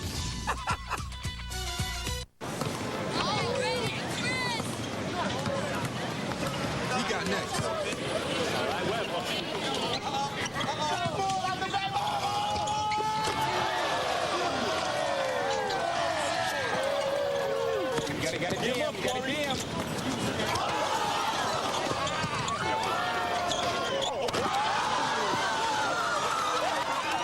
Discover a sensation as real as the streets. Mountain Dew Code Red. The truth is out about Drew's 2 wives, and now he can't hide forever, or can he? An all-new Drew Carey Show, ABC Wednesday, 9/8 Central. See you then. Ray Johnson, number 5 in the middle. Maybe making a call home. Did you see me? I'm 5 for 111 and 2 touchdowns. A lot of phones. They're all listening to the same guy talking. It's easier to talk with a lot of phones and just say it once. Get everybody on the line. I want to tell you guys what's going on down here. Right. So Severs to kick. The lead is 15 now again. Thorpe and PK Sam back deep for Florida State. It'll be Thorpe, and he won't bring it out. Let's check in with Swanee. Well, Brad, this is the Sears National Champion Trophy presented to the winner of the BCS Championship Series, of which Florida State has been in all 3 of the first 3 championship games. Of course, is in jeopardy today. I talked to Bobby Bowden as he came out from halftime. He said the only difference in this ball game are the turnovers. And for Terry, who was wondering who called that play, the running play for the touchdown, well, Bobby said it was the first choice play of our game plan. So neither called it, father or son. It was just game plan. Aha, there you go. It's a good thing it worked, because they would have been down. See, Jeb Bush isn't the only politician in the building today. Let's see how Chris Ricks does now. He was brilliant in that last drive before halftime to help get him a touchdown. Rose wide open as Atruz Bell. And Atruz has a first down. Pickup of 11. Atruz Bell, one of the captains on this Florida State team. Seminoles had the ball like 8 times the first half. Struggled until the last 2 possessions and then just took it down and scored on their last 2 possessions of the first half. Not messing too much with very long huddles here right now. They're going to do things at the line from the 31. That's what he's doing. Changing things up. Blitz coming from the slot. Maddox runs up the middle, and it's a first down for Nick Maddox. 14 yards, just putting his head down. That's a fired up tailback right now. This is impressive. This is impressive, the rushing yards. If they can run this ball right at the University of Miami, this defensive line and linebacker is pretty good. Look at the size of that hole. Campbell misses. Waters is right there and gets blocked. This is impressive so far. 155 yards rushing. Well, they take that any week. From the 46, Ricks from the gun. Plenty of time. Whoops, hit as he threw. The ball is loose again. Nobody home except Duma.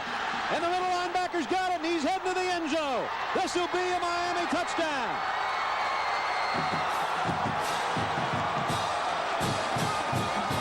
This is why coaches always talk about turnovers and protecting the ball.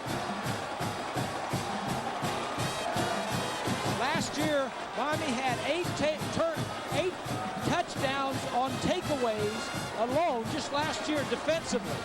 This year, this is their 4th one. Watch how long this ball just lies there like a snake in a pasture that nobody wanted to touch. They didn't know it was out there. Did he try to throw that ball and try to hold up with it? Philman knew it because the referee that was standing there didn't make any motion at all. After the play was over, unsportsmanlike conduct on Miami, 15-yard penalty. So that'll make this a long extra point. Let's go back and take a look and see if he makes a throwing motion on this and the ball comes out. He did. He hit the defensive lineman right in the pads. He hit Andrew Williams right in the thigh pad with that thing. Let me see that again. I think he gets hit from behind. Does somebody get hit his arm from behind and then his arm? I think the ball is out when it's coming through. Severs knocks in the long extra point. Check in with Lynn. Oh, Bob, you're absolutely correct. He was moving forward with the ball and got hit from behind. I was standing directly behind him. Watch him shut up in the pocket here. As he steps forward, there's an arm that comes in from behind right here. There's the contact on the ball, but he was definitely moving it forward. That's definitely a fumble. I think that's a fumble. The ball was loose in his hand. His arm was coming forward, but the ball was loose from getting hit. There's 80-some thousand that don't agree with us. In fact, it's the second largest crowd in Doak Campbell history, 82,836. When Miami scores 30 plus, they don't lose. Well, they're up 35-13. This defense of Randy Shannon's is a very aggressive group. And I mentioned last year how they had takeaways and 8 touchdowns off the takeaways that the defense got alone. Well, this year they've gotten 2 in this game, and this is the 4th one of the year. You have to be careful when you're on offense against this group because they're just looking for fumbles and interceptions. Severs has been a busy kicker. And he hasn't allowed anything in the form of a run back by the kick return group of Florida State. This one Thorpe may have a chance on the bounce from the 10. Thorpe only out to the 21, maybe the 22-yard line. I don't think I've ever seen a fumble lie on the ground longer than this one that Vilma finally found a handle on. Nobody knew it was back there. Vilma, one of the fastest guys on the Hurricane team, a middle linebacker out of Coral Gables High School. Leading tackler coming in, and he's part of great linebacker tradition at the University of Miami, including the MVP from the Super Bowl last year, Ray Lewis, Michael Barrow, Darren Smith. Dan Morgan was the #1 draft choice of the Panthers, and Jesse Armstead, a longtime stalwart for the New York Giants. And now Florida State finds itself in that position they were in earlier when they're really in a big hole and have to find a way out. Last time they did with 13 unanswered points, and that's what they're going to have to start to do here. You really like this kid Vilma. He was a true freshman last year, played a little bit, now is starting, calling all the signals. He had knee surgery in the spring, and Randy Shannon says this kid is he said he's brilliant. He called him brilliant. He leads the team in tackles. Speaks several languages, so he's a smart guy. 2nd down 7. Ricks. Down the middle, got his man. Across the 40 is Walker. Nope, it's Atruz Bell. With 11:27 to go in the quarter, let's check in Times Square Stadium in New York and John Saunders. Brad, the Burger King update. Clemson's Woody Dantzler is having a terrific day. He's over 100 yards rushing, close to 200 yards passing. This one, 22 yards to Travis Zachary. His 3rd touchdown pass of the day, 28-17. Right. How fun is Woody to watch play? Yes, he's a lot of fun. 1st down, Florida State at the 41. And penalty markers down.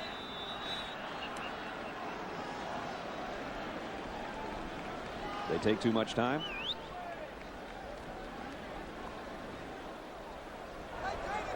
Prior to the snap, false start, offense, 5-yard penalty, remains 1st down. Another penalty on the offense.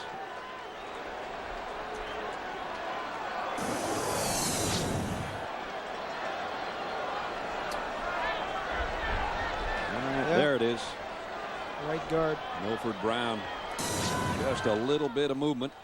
That's all it takes. So 1st and 15 now. 11 minutes left in the 3rd quarter. Top-ranked Miami by 22 at Florida State, where they haven't lost a game in 10 years. Here's Jones on the inside handoff. Greg's been a tough runner today. Got back to penalty yardage and then a couple more. We'll give him 7 We got a couple streaks going here today, right? Yes, we do. Miami's got 14 straight wins, and then Florida State hasn't lost here in 54 games. Going back to when Miami beat him in 1991. So 10 years ago. And Miami has the record of 58 straight before Washington beat them. Florida State 37 wins in a row, 54 without defeat. That includes that tie against Florida that I alluded to earlier back in '94, 31-31. I also said they were going to have that kind of game to get back in this thing. Will they? We'll find out. Floater caught by Coleman Gardner. Gardner trying to outrace Lewis to the end zone. Will he get there? Yes, he will. Touchdown, Soto.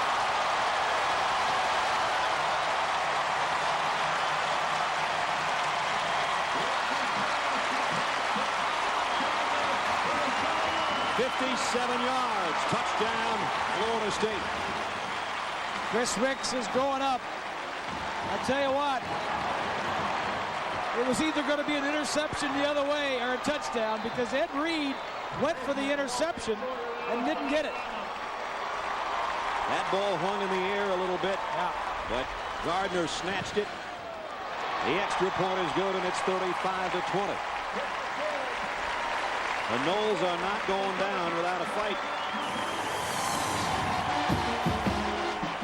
It's an inside release. Now watch the high throw to the right of your screen. See, Reed thought it was going to be overthrown or deflected, so he went for the ball instead of the receiver, and Gardner just made a great catch and a nice run. Gardner 4 straight games with touchdowns now. Nice protection. Look at here. He's thinking the other direction right there. He says, I've got 15 interceptions in my career. 3 of them I ran back for touchdown, and I can see this one going that way. Nice protection. Stays in there. A little bit high. Gardner hung with it. Yes, he did. And then he outraced Lewis to the end zone. Longest play of the year for Florida State. Chris Ricks probably pointing toward Mom. His mom passed away when he was a young boy, and he still wears her name on his sweatbands every game. Bobby says that quarterback's getting pretty good. He's getting better. He's getting better. You got to go through these things. It's a pretty good team he's playing out there today. Here's a kick. Andre Johnson from the goal line. Johnson with 2 touchdowns receiving today. And he get leveled at the 15. Claudius Osei.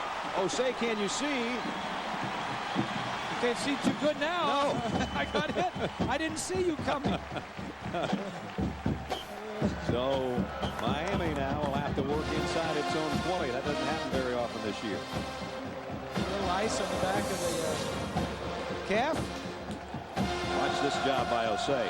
Got power right there. Ken Dorsey's only thrown 13 passes today, but 3 of them have been touchdowns. There he is. 165 yards. Here he comes off play action. Got hit as he threw. Oh, that would have been a touchdown. That would have been. Darryl Jones just dropped it. He was thinking about going 72 yards, and he forgot to take the mail with him. Rufus Brown was going for the ball, trying to make a play on it. Watch this. Take a look from behind this. This is behind the line of scrimmage. Watch this offensive line give him nice protection. Look at this. Forgot it. I forgot the ball. Oh, boy, is Rufus Brown happy that he dropped that one. No doubt about that. 2nd down and 10. Here's the long handoff. Big hit by Pope on Portis. He got about 4 to the 20. You really think there's not some hitting going on out there? Pope's been involved in some of them, hasn't he? Pope has been all over the place. He's probably going to be the next great linebacker that comes out of Florida State. Watch this. Portis is going to duck up inside the block of Davenport, and here comes Pope. Now you think Pope got the worst of it, but Portis' helmet came off. That's right. He lost his lid. 3rd down and 6. Florida State's defense trying to come up with a big play like Miami's done today. Dorsey fires. He's got his man wide open this time. Jones holds on to it and cuts it back to the 38-yard line. And another hat flies off. This one, folks, 18-yard pickup on a 3rd and 6. Top of your screen. Single coverage. The reason you're getting the single coverage on the wide receivers is they've got 2 guys covering Shockey, the tight end. So they're looking for Shockey, the leading receiver, coming in, and Dorsey's going outside. And in addition to that, Bob, it's hard when you've got a guy like Darryl Jones who runs so fast. He's about a 10-2 guy in a 100-meter dash. He was a champion in their conference in 1999-2000. So a defensive back has to play off. So if you give him too much respect, you give him all the short stuff. If you take a chance, give him no respect, crowd him, he'll just run right by you. So it's a dilemma for the cornerback. I was going to say, Swanee, Malcolm Tatum gave him so much room, but remind everybody that this isn't Tay Cody and Clevon Thomas out here playing cornerback for Florida State. That's a good point. That's a good point. They're new corners. There's new defensive ends. They don't rush the passer and cover as well as they have in the past. I think you saw the foul. The penalty was on Miami after the play, which backed him up. But Dorsey comes right up, rifling it again. And he gets a first down throw out to the 34-yard line in front of Rufus Brown. It's Kevin Beard this time. Complete to number 9, Kevin Beard. Only take a look at this. Beard against Brown. Brown's only like 5'7" and 170 pounds. So he's a midget. And didn't get him wrapped up. He's playing because of the injury to Malcolm Tatum. He broke his hand a couple weeks ago. Tatum's been out there with that cast on that hand. And here's penalty markers down. Portis has the corner and all the way out near midfield. But again, a penalty marker at the line of scrimmage, or actually in the backfield. I think they're going to bring this one back. Although it was not the referee that threw the flag, so maybe it's not a holding. It's motion. So it will take it back. 35-20 here as we check in with John Saunders in New York. Brad, in the Big Ten, Purdue and Michigan trying to open up some breathing room. B.J. Askew from a yard out gets the touchdown. 21-10 is where it stands now. And Woody Dantzler for Clemson continues to star. His second rushing touchdown of the game. He's thrown for 3. 35-17. Things going a little better for that bout.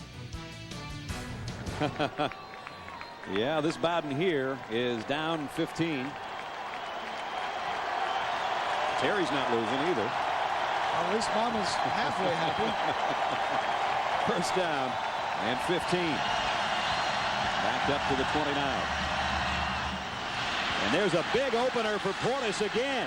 And nobody back there to drag him down until Rufus Brown finally holds on a 20-yard pickup. Looked like it was going to be the same play, same result, but no penalty.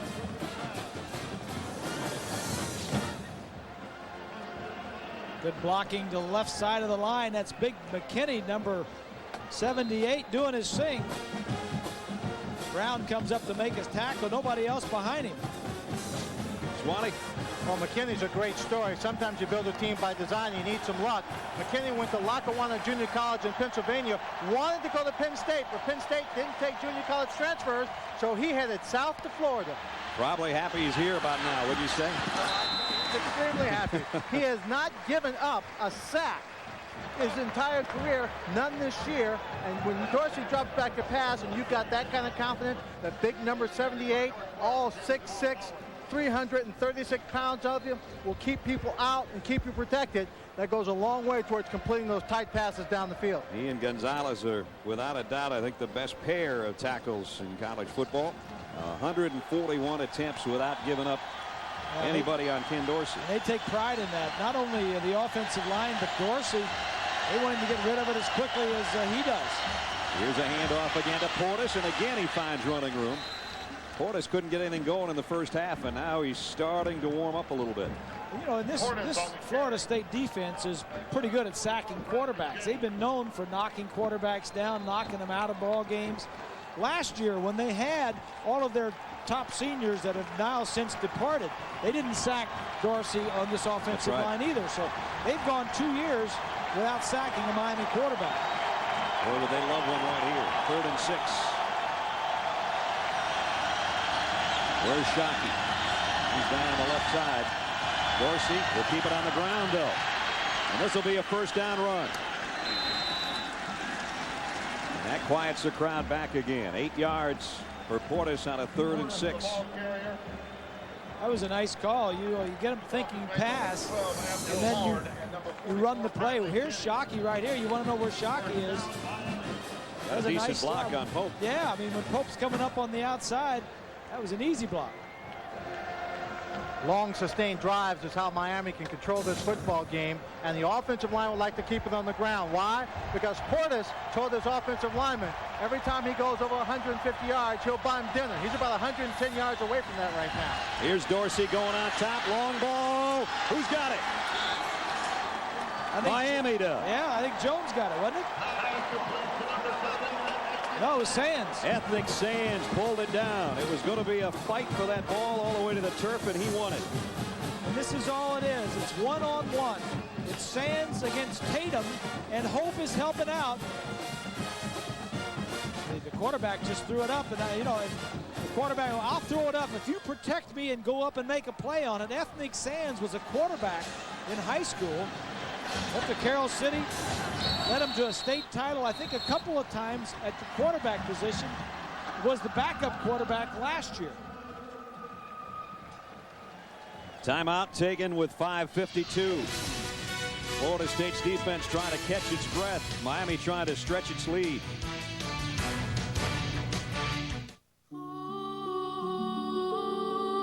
How can you provide for the future of the people who depend on you? With the power of Pacific Life. For over 130 years, Pacific Life has improved the lives of millions with investments, annuities, and insurance. Because careful planning today can help them reach their dreams tomorrow.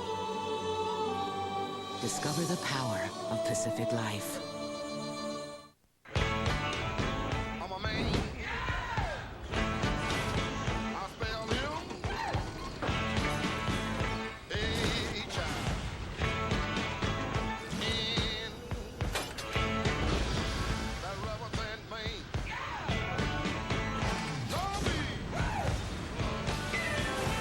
Introducing the tough new crew cab long bed. It's the next frontier.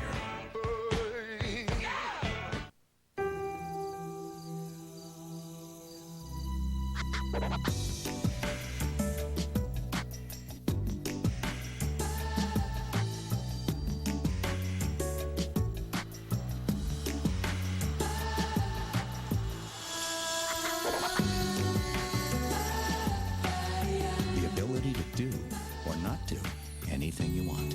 Introducing the Nokia 3285 wireless phone. Nokia, connecting people. Our Nissan drive summary. Miami, this is the 8th drive they've been on today. 3 touchdown passes, a fumble, and 3 punts. What's not on there is not considered a drive. Remember, they blocked a punt for a touchdown. Right. So there's the extra 7, but you mix into all of that, and now they're 1st and goal again at the Florida State 4-yard line. Portis behind Najee Davenport. They play fake it to him. Flags down. Shockey touchdown. Let's see what the flag's about. Motion against Miami will negate the touchdown pass. And Dorsey wants an explanation. Well, you had 1 man in motion, so if anybody else moves, that'd be 2 men in motion, and that's illegal. Illegal shift on the offense. 5-yard penalty. Repeat first down. See, I think that's where some of the college officials can be a little bit more descriptive to help us out to see what the penalty is. Here's a man in motion right here. I didn't see anybody else moving. Neither. One tight end, Robert Williams, was moving. Shockey, the other tight end's who the intended receiver was, and did catch it. But they bring it back, and now it's 1st and goal on the 9. Now they move Williams again the other way. Portis on the give. Oh, you hear that one? You can hear that up here, huh? Man. Abdul Howard, Kendall Pope, those guys getting off the bottom of the pile. Miami has hurt Florida State on 1st downs all day. They've had 5 plays of over 25 yards on first down alone. 11th play of the drive. Swanee, as you were talking about, these are the kind that you have to put together against the best teams in the country. Show people that you can control the football, dominate a game. You have to have long, sustained drives. 2nd and goal. Dorsey, play action. Wanted to go to his left. He's going to throw this one away. That's a smart move. He hit the backup Renegade with that thing, I think, didn't he? He got pretty close anyway. One of those spots, I think, so football just hit the horse in the butt. That's the backup Renegade? I think it is. They got 2 Renegades out there. I'm a little confused. How do you know that? How do you even think that might be the backup? Well, because he's not wearing a saddle or Chief Osceola. I figure that's a reserve. All right. Well, Chief Osceola is on the Renegade that they keep backup, but they always have a backup Renegade or a Renegade in training. Kind of, you know, like Mickey Andrews' philosophy. You're always training the next team. Next year's team. This is next year's horse. 3rd and goal. Dorsey to the end zone. Tipped. Incomplete. And Shockey was standing there with his hands waiting, and Bradley Jennings said, Should have been intercepted. Trying to get the ball to Shockey. Took one away from him on a legal motion. Watch Jennings, number 44. I think he's going to get his hands on it. 44 right in your screen, and he got it with a left hand. Yeah. Big stop for Florida State. Now Severs will try a 23-yard field goal. Blocked. I think a whistle blew, and now Miami comes up running, and they might get to the end zone. Freddie Capshaw takes it in. I think a whistle had blown. At least that's what it appeared. And we're not getting any indication yet. I don't see any flags. I don't see a flag, but I could have sworn I heard a whistle before that kick, before the snap was ever made. And we don't have any signal from Dennis Hennigan or any of his troops so far. He's walking around like it's a touchdown. Yeah, it's just like a touchdown, kick the extra point. Wow. How many ways can Miami score today? Well, special teams. That was a negative. There's a high snap. Turned into a positive. Florida State's just stunned. They thought they forced a field goal. They do this on a bad snap. Oh, wasn't blocked. He picked it up. That's the old trick. Hold it there for you, not pull it away from you. We used to do that when we were kids. Freddie Capshaw, touchdown. Goodness.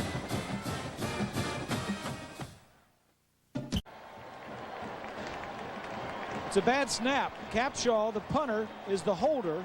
So he catches it, bobbles it, and then realizes that he got no chance, so he picks it up and takes off running. Now, the holder was down, his knee was down, but anytime there is a kicker in position to kick the ball, the holder is allowed to not only put his knee down, but then get up and run. Now, if you're wondering about Freddie Capshaw out of Rock Springs, Wyoming, second-team All-State running back and defensive back in high school. So once he got up, he knew what to do with it. And he took it to the end zone, a 6-yard, make it a 7-yard touchdown officially, capping an 84-yard drive. Just when Florida State, how demoralizing is that going to be, Bob, that the Noles thought, you know what, we held them to a field goal, we're still in this thing. And you know, first two offensive possessions by the Hurricanes, they've scored touchdowns. Plus, they picked up a fumble for Florida State and run it back. So 4 possessions, the Hurricanes have got 3 touchdowns out of them in the second half.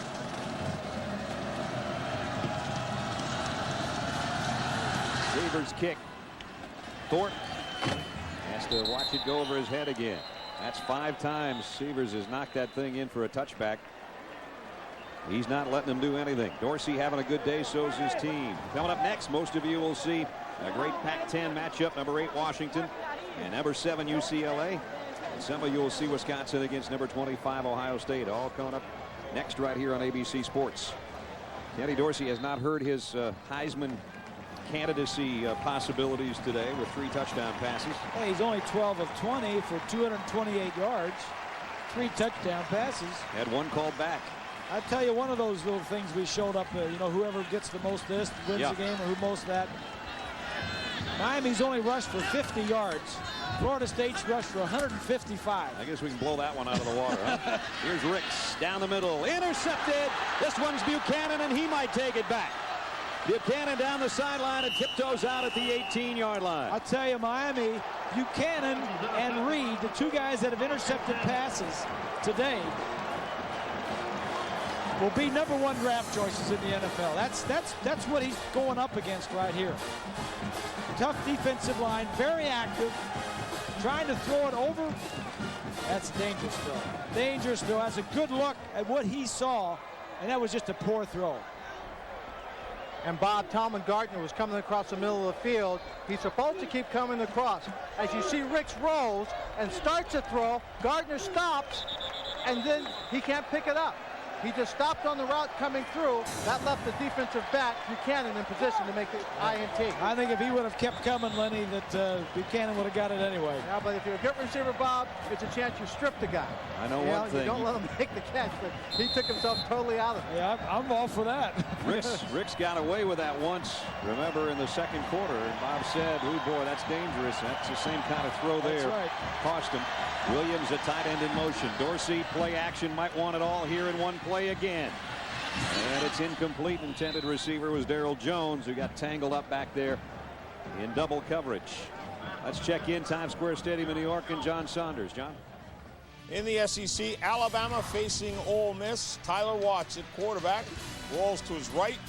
Finds Tarandos Luke in the end zone for a touchdown. Alabama extending their lead now by 10, 24-14. Here it's top-ranked Miami 42, Florida State 20. Some of the folks trying to start a chant here for the Noles. We need chanting and a bunch more right now.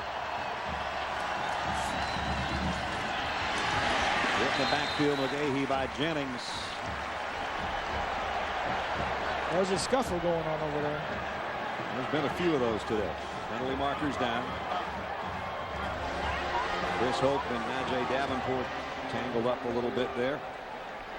Talking to some of the coaches before the ball game, they told me that Miami had an excellent week of practice, and that they were. After the play was over, personal foul on the defense. Penalty is half the distance to the goal. First down.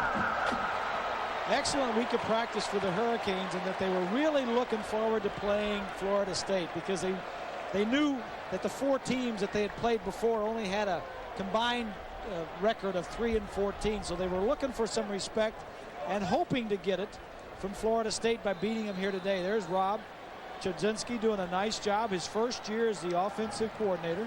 We alluded to it a little bit in the open today, and John and Terry talked about it some in that in an unofficial BCS poll, Miami would be 13th coming in. But remember, they didn't play that Washington game due to the tragedy in New York and Washington. We were scheduled to do that game, so they didn't find out anything in that one because they didn't play it. And here's McGahee, maybe icing this thing in the third quarter. Touchdown. Willis McGahee. I think the Florida State defense is getting a little bit tired. Darrell Jones is the guy that's holding his shin. He was hurt earlier in the year at the Penn State game. I think he just got in the mix there and got hit when they were tackling McGahee. Hopefully he just got kicked in the shin and it's not a knee, but they're being very, very cautious with the senior out of Dallas. Here's McGahee, the redshirt freshman, on the touchdown run. Jones is #1, just came across your screen. Oh, there it is. Bent back. Ouch. Yeah. That doesn't go that way. Yeah. It doesn't matter how great an athlete you are, that doesn't bend that direction. Yeah. With a guy laying on top of you. Guy laying on top of you, pushing you. It's got to be a twisted ankle. And he's actually walking off without any help. These guys are so flexible. That's why they do the weight training and all the loosening and the stretching before the game and during the game, so that you can take a hit like that and be able to walk off the field. The score is about to become 49-20 if Severs hits the extra point. And again, it's going to be points that came following This time a Buchanan interception. I still like get a kick out of Capshaw what he did that extra that extra point. Put the ball down, they pulled it away. I thought he was going to pull that one up just for goofs on him there. Severs knocks it through. 49-20 with 3:54 remaining in the third quarter. A reminder, rivals collide on Monday night as Washington heads to Dallas on Monday Night Football. Stephen Davis, LeVar Arrington leading the Redskins against Emmitt Smith. 9 o'clock Eastern right here on ABC. Al, Fauci, Dennis, and the crew will bring you the action. Emmett's looking for his friends. His word on my friend. They had a big three down there at one time. Yeah, they did. Aikman and Irvin not around anymore, and Emmett trying to do a lot of it on his own. Closing in, but it's going to be next year, it looks like, before he catches Walter Payton's record, unless he has some sensational games along the way. The Florida State fans being quieted right now by the folks that came from South Florida. Miami has had 3 drives that started in Florida State territory, and they all led to touchdowns. 27 yards, 36 and 18, and that's pretty good play by your defense and your special teams helping your offense. 4 offensive touchdowns, 1 defensive touchdown, and 2 special team scores. That's pretty good. That's a pretty well-rounded football team. There it is. You know, I saw a little bit of Oklahoma the other day. They look pretty good. Yeah, their defense is among the best. Their defense, their offense. University of Florida looks good. There's some other teams out there that look pretty good, and this Hurricane team, I think, wanted to prove a point, get a little respect here today. They're starting to prove it, that's for sure. Swanee, you find anything out about Daryl Jones? Yeah, they got him on the table behind the bench, working on his left ankle. I'm being told that it's a sprain, but as that kind of sprain and that kind of pull and stretch on his body, I'm sure they will get him in the locker room after the game, check it out, and make sure it's only a sprain. Okay. How about Severs? He's a pumped-up kicker. He knocked that thing almost to the crowd. And there's Daryl in some obvious pain. ABC Sports presentation of college football brought to you by Nissan. Nissan introduces the totally new V6 Ultima, the cure for the common car. Morgan Stanley, formerly Morgan Stanley Dean Witter. Move your money, get well connected. Circuit City, we know how you feel. That's why we're here. Circuit City, we're with you. And The One, new film from Revolution Studios. There's the sportsmanship trophy out front. And there's been a few times when players on this field have not had their helmets on today because they'd had them knocked off on the previous play. Yeah. It's been a hard-hitting one, but right now it's top-ranked Miami that looks all of the ranking, doing it in a variety of ways. And it's going to take a miracle 18 minutes and 50 seconds remaining in this football game for the long streak to not go by the boards. Nick Maddox not done yet, though, as he gets it from Chris Ricks, and he fights his way out near midfield. Seminoles say we're not going away yet. Yeah, but this is a tough defense. They've had 12 possessions, and 7 of them have started at their own 20 or worse. That's a long haul to go against this defense. Talk about field position, and sometimes you just kind of laugh at that and say, you know, that's just coach speak. No, it's not. Not when you're that lopsided with the field position in your favor due to turnovers or whatever the case might be. It's certainly magnified in Miami's favor today. From the shotgun, Ricks on first down from the 48. Ricks has plenty of time. Deep middle. It's intercepted by Buchanan again. Yeah. They've got Buchanan playing the robber in the middle of the field. I don't know if Ricks is not picking him up or if he's trying to just throw it over his head all the time, but that's the second interception. We told you that the Hurricanes came in #1 in turnover margin. Take a look from behind the defense. 5th turnover ties a season high, and we saw the other previous high against North Carolina. There he is right there. There's no way. Here's the other defensive man. Buchanan is right there. He's just too good a center fielder to try that stuff. You can't force that. Nope. Second pick of the day for Buchanan, his 3rd of the year. His 2nd of this half, for that matter. And the offense has got it right back. Buchanan and Reed are two of your best corners in the country, I want to tell you. Portis, he's going to be wrapped up. No, he's not. Reverses his field, did it on his own, and now Clinton Portis off to the races in what looked like it was going to be a 4-yard loss. He's all the way down to the 48 of Florida State. 27 yards he gained when it looked like he was dead in the water. Yes. Clinton Portis waiting his turn with all the good running backs at the University of Miami have had there in the last few years. This year, it's his year. He gets to start, play as much as he can. Look at this play. Now they're coming back. Look at the wall of blockers. 74 is Haji Razuli. Lyman are hungry.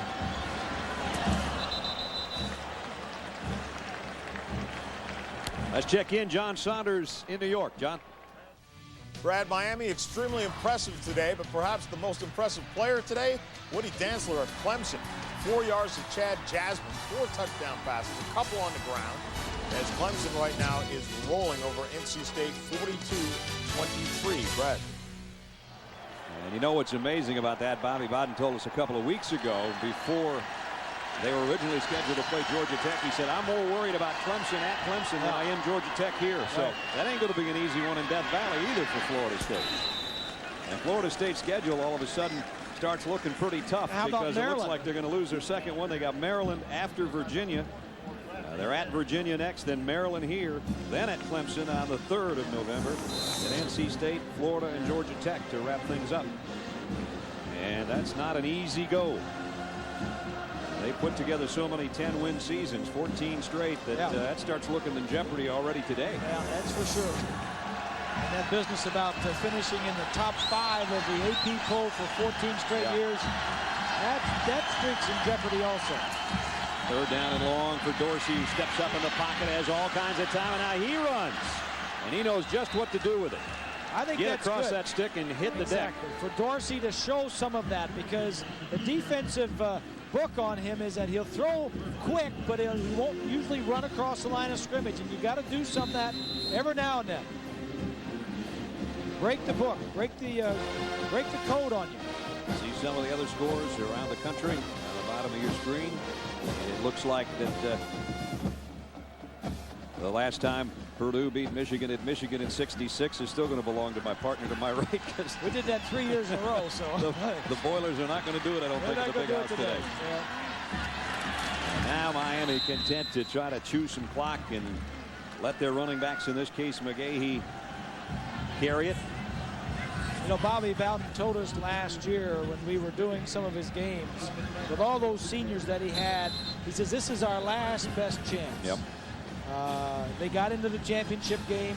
As Swanee said, they were in it 3 years in a row, 4 of the last 5 championship games. And Bobby knew that 16 starters would be graduating off his offense and defense. And he said that last year was our last best chance. There's only 5 starters on Florida State that started this game that started last year's game against Miami. That one tipped and broken up due to injury and graduation and all that other stuff. Only 5 players that started last year started this year for the Seminoles. And a total difference of 56 guys that played last year against Miami. Only 26 of them playing for Florida State today. So it's a different team. And then when you, and we're not making excuses for Florida State, but facts are facts. They've had probably their worst injury streak that they've ever had as well. And when you lose Anquan Bolden and Robert Morgan, your top 2 receivers, within a week of each other before the season ever starts, you know it's going to be a long haul. It was going to be a tough year for Bobby anyway because of breaking in a new quarterback. All 3 of their quarterbacks on their roster have never taken a snap in a ball game. Offense, 5-yard penalty, remains 3rd down. Couple of penalties today against Miami has been about the only thing that seems to have gone wrong for them. We talked about Florida State's injuries, and Bolden and Morgan weren't the only ones. Eric Powell would have been a starting defensive end, was shot in a robbery attempt in his hometown. Chris Woods, Castillo, and Duhart on the offensive line. Willie Reed was a true freshman that probably would have played some at wide receiver. And you go down the list. Yeah, that's taking some depth out of the lineup if they're not starting. 3rd down long. Dorsey going to have to roll a little bit before this throw. Look out from behind. Boy, he got that throw off, and that's close to a 1st down, and I don't know how he threw it. back that direction while he was getting hit, but he got it there. And they might have to measure this thing. He's saying, when I'm rolling this way, come this way. He was talking downfield to some of his receivers to blitz up the middle, and he just has good mobility. He could have given the ball off right up ahead there to, I think that was Sands. Check in with Swanee. Well, Brad, Andre Johnson, number 5, the wide receiver, went into the locker room. He's cramping up, and he's not back out in the ball game. Of course, Darryl Jones with his left ankle sprain will probably not come in because the score is 49-20. But keep in mind, the starters for Miami haven't ever played a full game this year.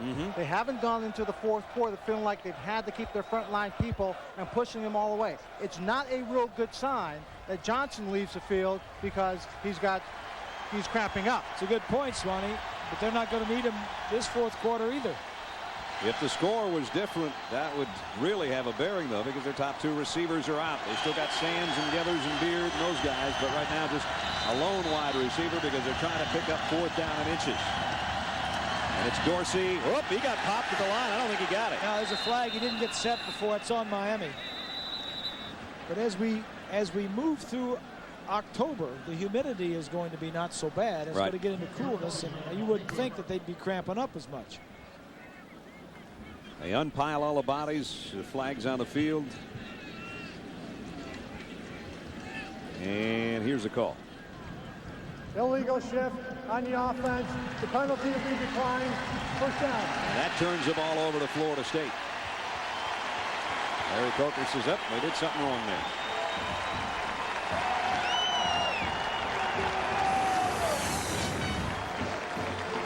The man in motion right here does not get set, so he doesn't get set.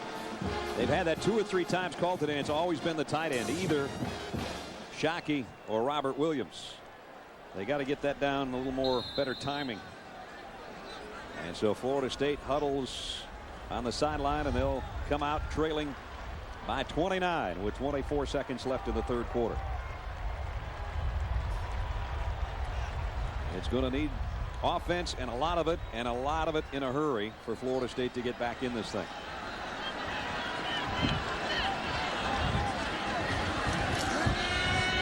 Ricks across the middle. Maddox on the run. Nick's done a nice job today, both as a runner and a receiver. He's got a first down. Pick up with 18 this time. First down, Florida State. Defense spread out, rush the passer. Maddox comes right through, makes a move on Vilma. I like that route. I think teams need to throw to their backs more. I mean, it's, as I've said this before, if you can hit your backs and tight ends and over the middle, little option routes, you can move down the field. At the 47-yard line of first down. From the gun, Ricks again, he chooses Bell on a crossing pattern, and Bell doesn't go down until he gets close to the 40. That is going to... Well, we got a couple guys slow to get up there. I think Big Wilfork came down and just leveled one of his own. Might have gotten Buchanan. Yeah, he was aiming for a no, but the no went down and he hit Buchanan. That's the big boy, the big freshman. Will Fork will travel. I'll tell you that much. Will eat. And that ends the third quarter. Everybody can take a breather. We played 3, 49-20. Top-ranked Miami leading Florida State. ABC Sports presentation of college football will continue after this message and a word from our ABC stations.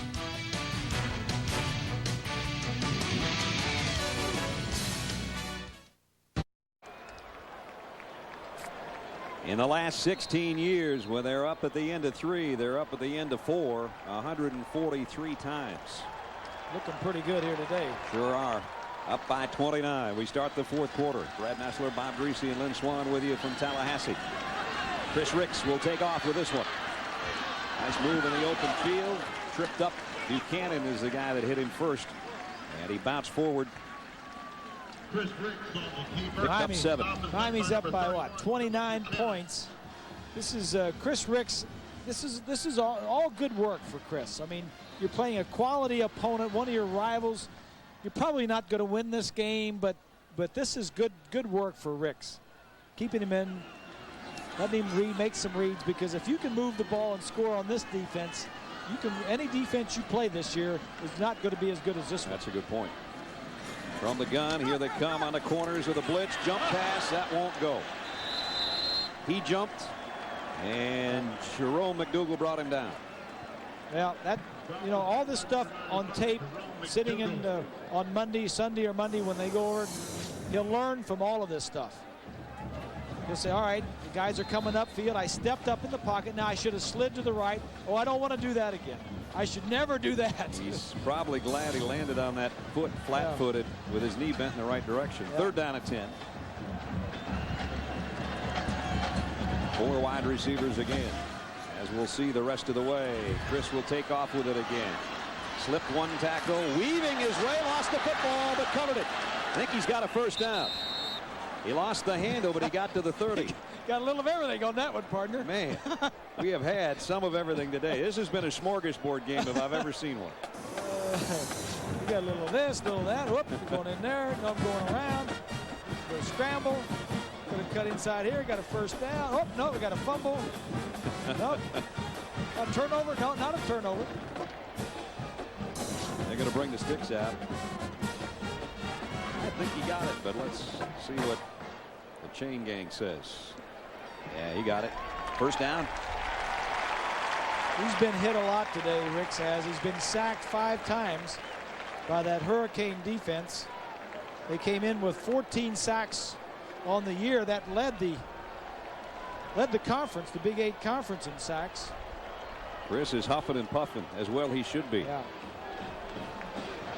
Now they got a 1st down at the 30. Look at him. He's breathing hard. He said, I don't want to throw a pass here. Let run a draw. I'm too tired to throw a pass.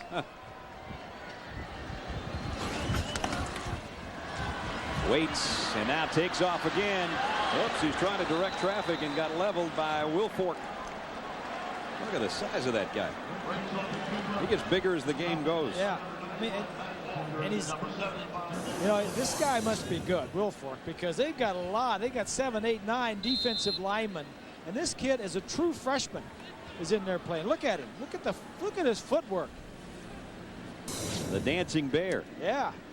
That's the 6th sack of the day for Miami. 2nd down at 12. A little over 12 to play. The scoreboard and the clock, both Florida State's enemies right now.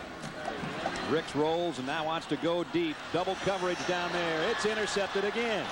Edward Reed's got his 2nd. Reed's got 2. Buchanan's got 2. And Reed also has a block punt that led to a touchdown. Well, he's throwing to some pretty good guys anyway. Next year when he sees these guys in the NFL, he's going to say, hey, that guy picked off a couple of mine. Yeah, that wasn't so bad after all. Penalty marker in the backfield. After the play was over, unsportsmanlike conduct on the defense. Penalty will be half the distance to the goal. 1st down. It's still post-play penalty, so the possession stays with the Miami Hurricanes on the turnover again. Reed and Buchanan just too much back there in the secondary. Reed's a 4-year starter.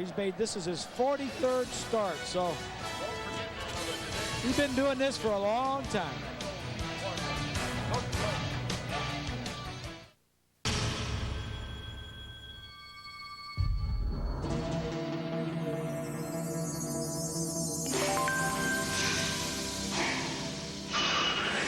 In a world of uncertainty, there will always be a need for those proud few who can prove they are a world apart. Maybe you can be one of us, the few, the proud, the Marines.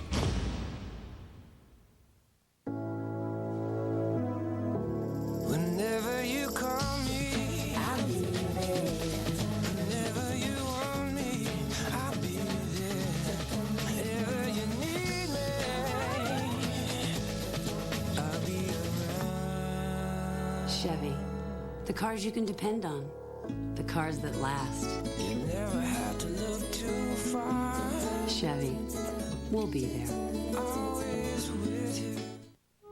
Your search for the right financial partner brings you to the Pacific Life family of companies, managing more than $300 billion in assets. Discover the power of Pacific Life. No one spoils me like Mom does, but Olive Garden comes close with their never-ending pasta bowl. They make all these fresh, delicious homemade sauces, and then you pick which ones you want with which pastas for $7.95. You get all you want, too, just like at Mom's house. Olive Garden, when you're here, you're family.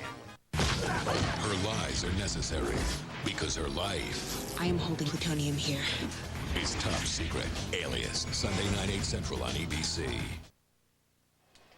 Our Pacific Life game summary. In this one, Miami has done it in a variety of ways.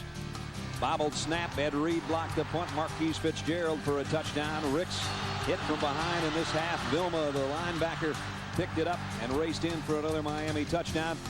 Tallman Gardner tried to make it close. That crossing pattern raced him to the end zone. Then when everything's going right for you, Capshaw, the punter and holder, picks it up. When he thought it would get blocked, he rolls in for the touchdown. Just part of a 49-20 lead for the top-ranked team in the country. Now they work from their own 10-yard line.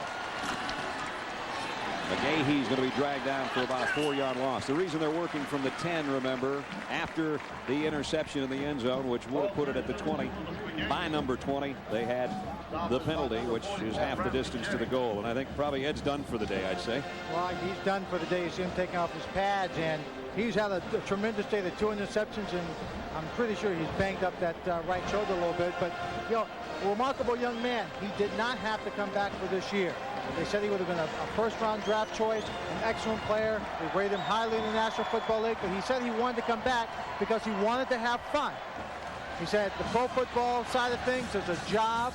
He says you do it for the pay. He talked about guys like, you know, Edgerrin James and other people he had talked to, and they talk about it being a job. And he said he wanted to come back one more year, enjoy the college experience, maybe help his team get to a national championship game, but he knew he could not come back after he left, so he stayed.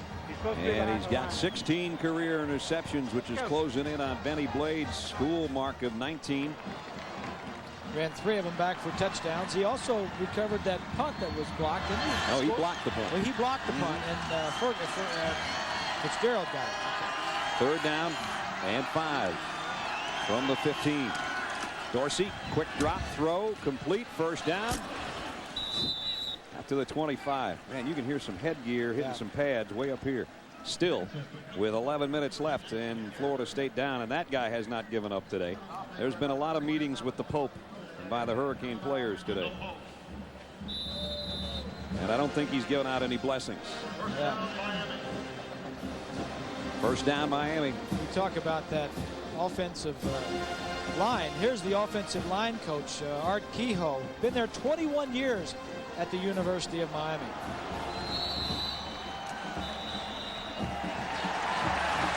Fumble. Florida State's got it. Travis Johnson covers the ball.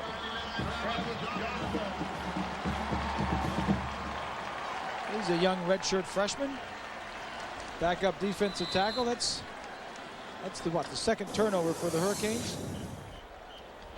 And again, bad exchange from quarterback and center. And Johnson's in the right place at the right time. FSU's got it back, but they trail by 29.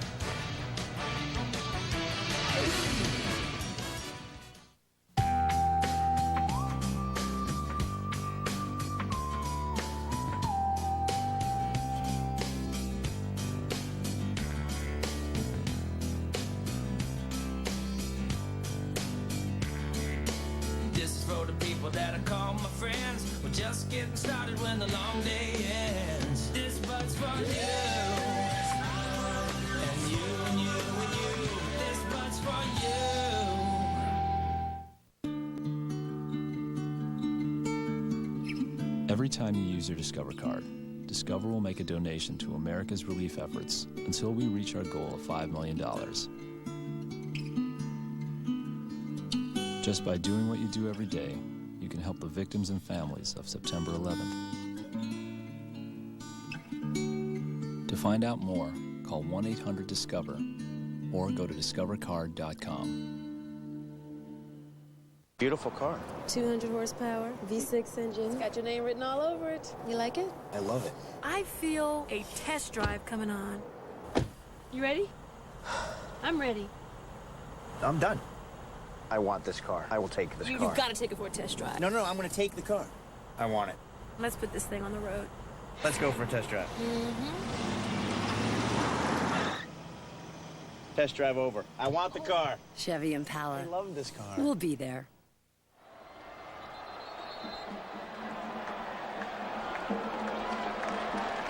Don't forget, coming up next, big game in the Pac-10, the Huskies and the Bruins. Some of you will see Wisconsin and the Buckeyes in the Big Ten. Here it's 49-20 with 10:40 left. After the fumble recovery, Florida State's got it at the Miami 24. And it's Jones about the 21. We saw Ed Reed taking off his shoulder pads and his jersey, and some of his had some padding taped down to his shoulders. Did everything but take a shower, and he's back out there. The reason he's back out there is because the defensive unit does not want any points scored against them any more than they have to. They pride themselves in being the defense that's given up the least points. Nice play fake, and now Rick's in trouble, and the ball is loose again. Florida State, I think, covered it back up at the 35, even though it's still squirting around down there. And Ricks is slow this time to get up. 7th sack against Chris.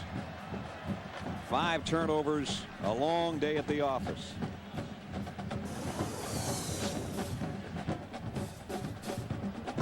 Williams is 99. I don't know if he gets him. Yeah, that's him. Puts him right in the ground. The ball comes out. Chris has got to learn that when you're scrambling around or in the pocket, to protect the football. That's about 3 times today that he's dropped the ball when he's scrambling or in the pocket. We saw that with him a couple times when we did the game up in North Carolina. That's right. 3rd down at 22. Steps up in the pocket this time and goes out and almost intercepted again. Lewis got a hand on it. Atruz Bell was the intended receiver. ABC Sports presentation of college football brought to you by Cadillac, the fusion of design and technology. New Nivea for Men aftershave balm, more evolved skincare. Budweiser, with a crisp, clean, refreshing taste you'll find in no other beer. And Pacific Life, annuities, insurance, investments. Discover the power of Pacific Life. And right now the Seminoles discovering the power of the #1 team in the country, Miami, as Adrian McPherson warms up right now. May get an opportunity to see some time here against the #1 team in the country. Chris Rick says back to throw on 4th down and long, and goes long. Thorpe is out there. Probably should have had it. Buchanan was back there defensively, and it went through Thorpe's hands. Thorpe is an outstanding receiver, just a true freshman, one of the guys that's going to be really good around here, going against Buchanan, who's really a good player. 29-point lead, and now the Hurricanes will take over after having their starters out there to try to prevent a score, and they did just exactly what they had hoped to do with a 49-20 lead.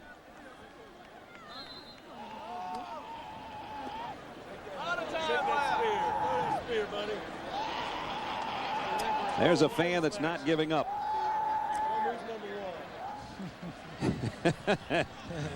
Garnet and gold forever. So Miami now at the 35-yard line.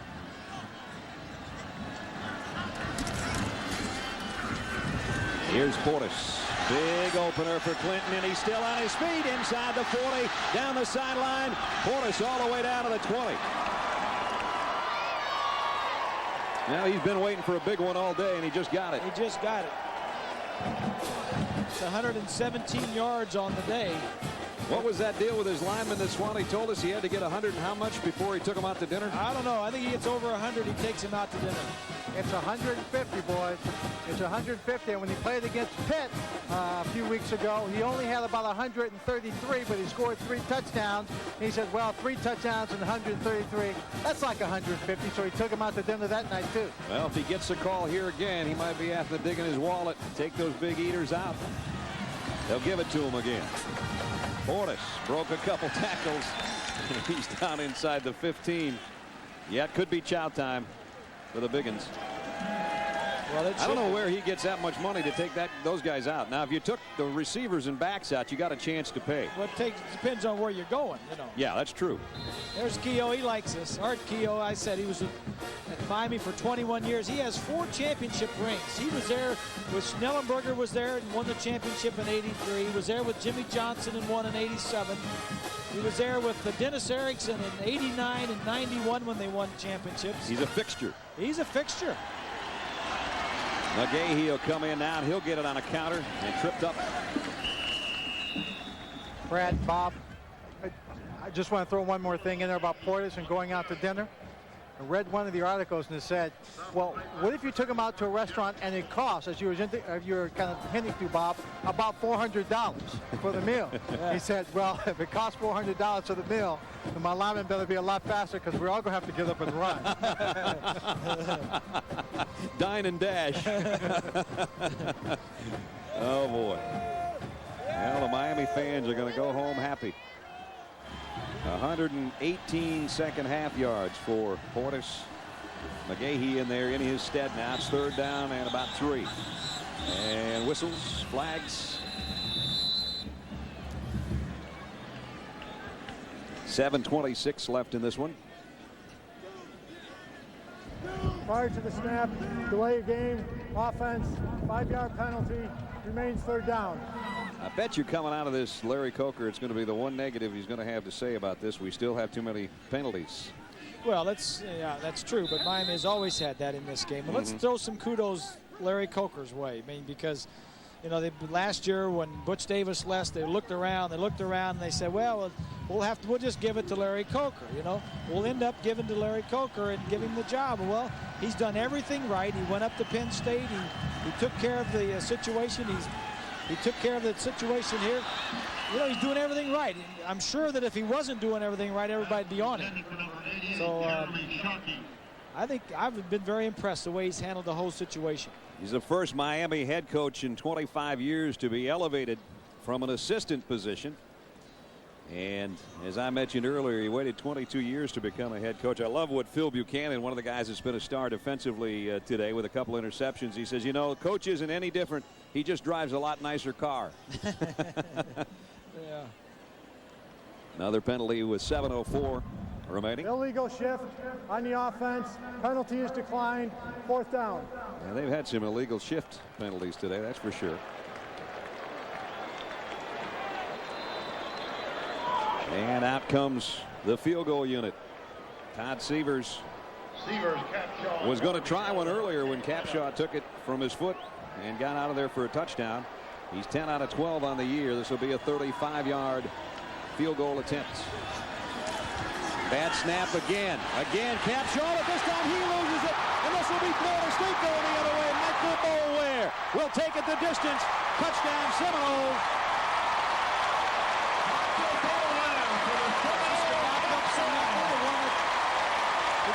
Snapper was hurt. Now the new guy's in. This is Fatagrassi after Chris Harvey went out hurt. Yep. So you don't know what you're missing until the guy's not there.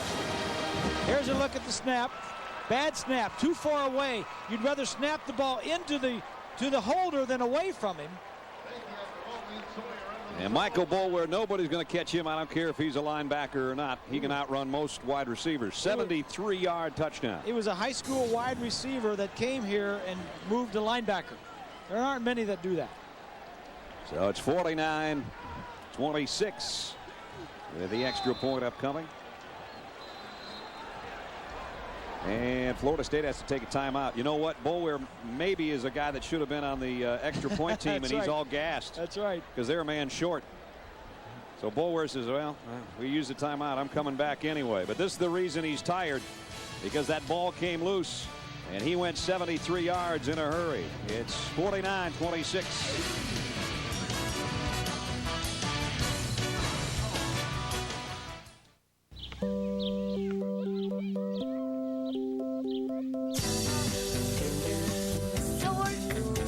Every morning, it's the same routine. The desperate search for a way to relieve the pain after shaving.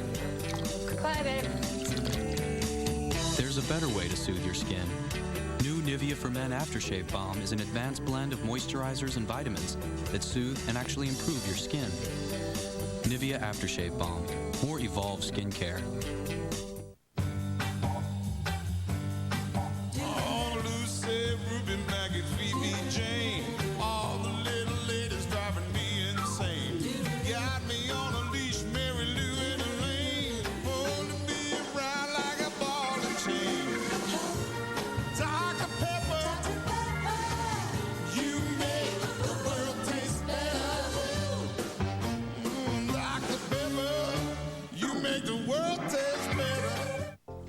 Oh, the wonderful thing about children is it never occurs to them that their dreams might not come true.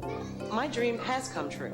With hard work and some good financial advice, I just opened my 3rd child care center. We take care of hundreds of children every day.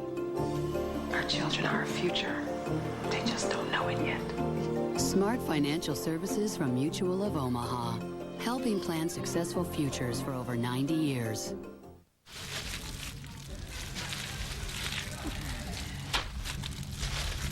Washington, UCLA, or Wisconsin, Ohio State next on ABC.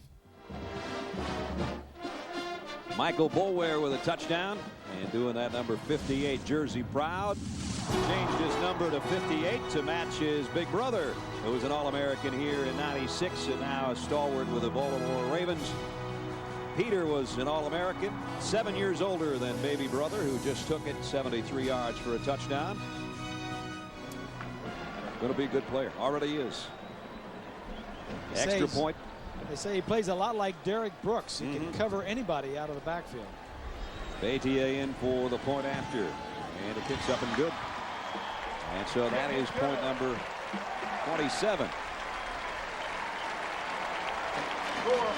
49-27 with 6:53 remaining in the ball game. Swanee? Well, Brad, you know, you were talking about Boulware being a wide receiver in his past, and Mickey was talking to Mickey Andrews, the defensive coordinator for Florida State, was talking about how he's maturing as a linebacker, and said, you know, he'll be a great linebacker as soon as he gets some of that wide receiver out of him. We understand what Mickey meant, but I'm glad that he has a little bit of that wide receiver still left in him. That's right. You know, on to make play. it to the goal line. Yeah, Swanee looked at Mickey and said, "Thanks a lot, Mick." And Mickey said, "No, I didn't mean anything by that, Lynn." One of the all-time greats right there. One of the best defensive coordinators around. It's going to be a tough year for him. He's got a lot of young'uns, a lot of injuries on his side. They lost 8 starters from last year to begin with. All of the depth they don't have right now, though, will be deep next year when everybody's healthy and these guys are a year older. And the onside kick, I assume, is coming up. So we've got Florida State spread out in 2 different groups. Remember, I guess every 10 years you got to lose a home game. That would be the case as we look back to '91. Gino Torretta, November of '91, leading his team down. That touchdown. And then it set up an opportunity, though. Florida State, Jerry Thomas. Was it good? No. It was wide right. Bobby Bowden thought it was going through, but it was Dennis Erickson. That's the last time they've lost at home, 17-16. That was the first wide right. And there have been 2 since. Yeah, we've done several games here over the years in that decade, and Florida State has won a lot of games against the University of Florida, against the University of Miami, and against a lot of other teams, Southern California, and a lot of the other teams that they've played over the years. Bobby said to us yesterday, if we beat Miami, they're going to say Miami wasn't that good. If we lose to Miami, they're going to say I'm too old like Joe. So now the onside kick is coming. Stein will be the guy. Jesse, a sophomore, lined up to this near side. And the Good Hands team is up just on the side of the 50 for Miami. They got everybody bunched up there. Here comes the kick. It's not going to travel. That was a good kick. It did. Yes, it did, but they got it. I didn't think it was going to even get 10. It took one last hop. Took that big hop, which the kicking team wants. James Scott is the guy that took it on the big bounce. So it looks like Bobby Bowden's going to have to wait one more game, as we've seen Joe Paterno wait to tie Bear Bryant. He's going to have to wait one more game to tie Glenn Pop Warner. as the all-time list looks like that. And Joe is not gaining today because they're idle. Pop Warner 319, and then Bobby Bowden next at 318. Bobby's 71 and Joe Paterno is 74, and this program is sailing pretty nicely, and Joe's having some problems, and I think the basic problem between this and that one is the recruiting. If Joe is falling down in any area, I think it's the fact that he's not recruiting as well, not getting the players that he used to get. That's not the problem here. It's they get tons of recruits here. Bobby is one of the things he does best is sit in the kitchen and talk to Mama and get the no doubt about that. Players to come to Florida State. There's a little difference in perception. Obviously, the recruiters try to use that against one another and against the two guys that are in their 70s.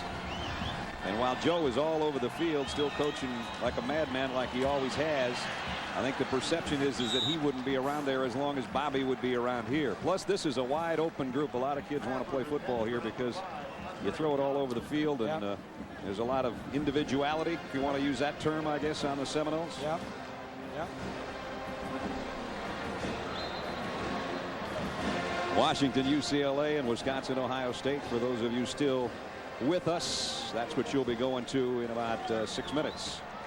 Chris Ricks, tough day. Really tough day. Good kid, and he's going to be a good quarterback. He is. They like him a lot. Learned a lot, and he'll learn once his film study. Ball's loose again. It's the third trouble with that exchange. Third quarterback center exchange they've had today. The third problem. Here's Miami's schedule. Now, we mentioned that Washington game down there on the 24th was rescheduled, and so that makes it pretty top-heavy down at the bottom. Boston College is no slouch either, and then Washington and Virginia Tech to round out November and December. Washington and Virginia Tech are both undefeated. Boston College has only lost one game. Punt is going to be a dandy. All the way down to the 4-yard line. It's the second time they've buried Florida State at the 4 on a punt today. Capshaw doing a good job even as a runner.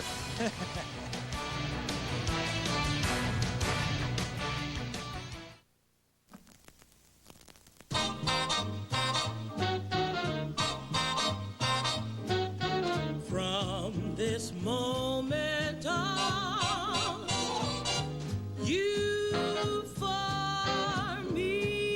Every American who ever had a dream dreamed of driving a Cadillac. From this moment on, It's time to start dreaming again.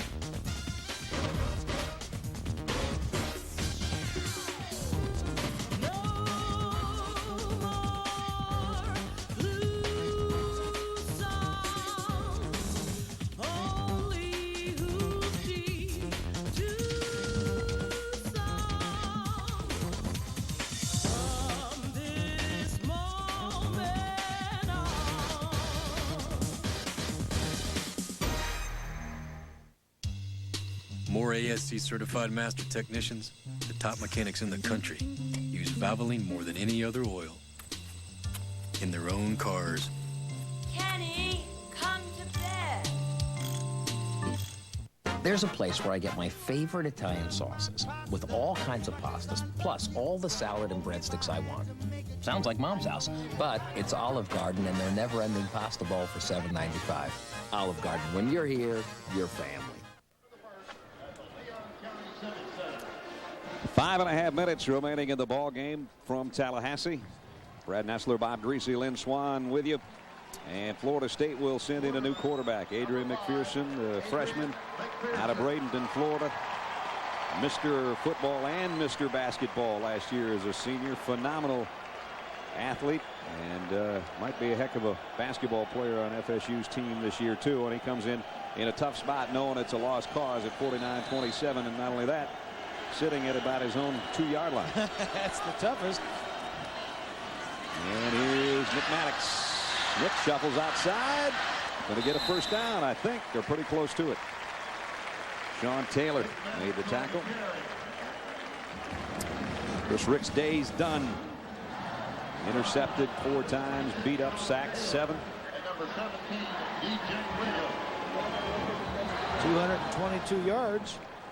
and had some good rushing yards to boot. Just wonder, had his beginning gone better. Those first, as we mentioned, he was 2 for 12 to start. He just couldn't find anybody, whether it's short, long, or in between. And sometimes when that happens, you never really recover. And though he did put a good second quarter together to make it a ball game of 21-13 at halftime, that was as close as they were going to get. McPherson scrambles out to the 19-yard line. Picked up 6. Quarterback draw all the way. Brad, let's go back to what we were talking about at the very open about the lack of respect that Miami had been getting. You know, this unofficial BCS poll that the real poll is not going to be coming out until I think a week from Monday. Week from Monday, right? And this unofficial one had the Hurricanes down to 13. Their opponent's total record was only 3-14. You know, it's not Miami's fault. You know, their non-conference teams this year, University of Washington, Florida State, Penn State, those 3 pretty good teams. Not to mention, you make up those schedules back when Penn State's a power. So nobody knew Penn State was going to be a weak sister. Washington is still undefeated. Florida State is normally one of your top 3 or 4 teams in the nation. And but next year the schedule gets worse for Miami.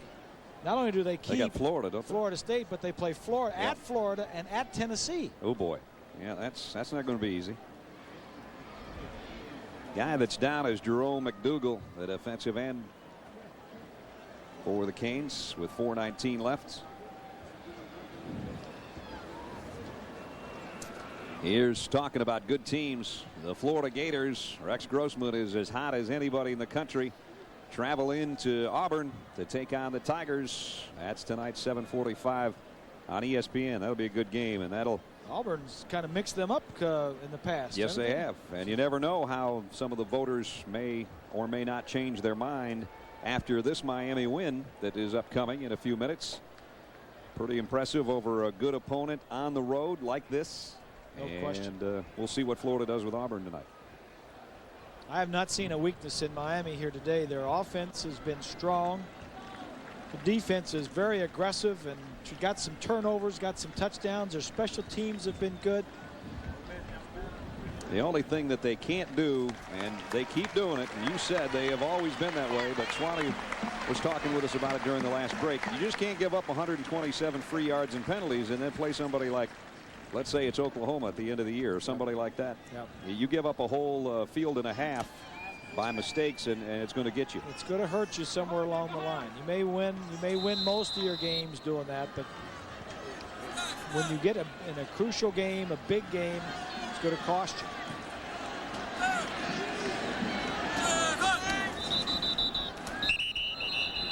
And a lot of those penalties, I mean, you can live with them if they come with a defense. But if they come on the offensive side where you're stopping yourself, illegal motion, holding.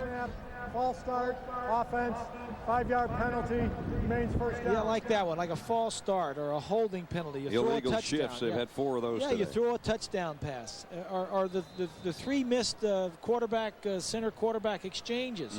I mean, that for sure has to get out of the offense for them to be a championship team. And Florida State with another penalty. That's a 24th penalty we've had in the ball game.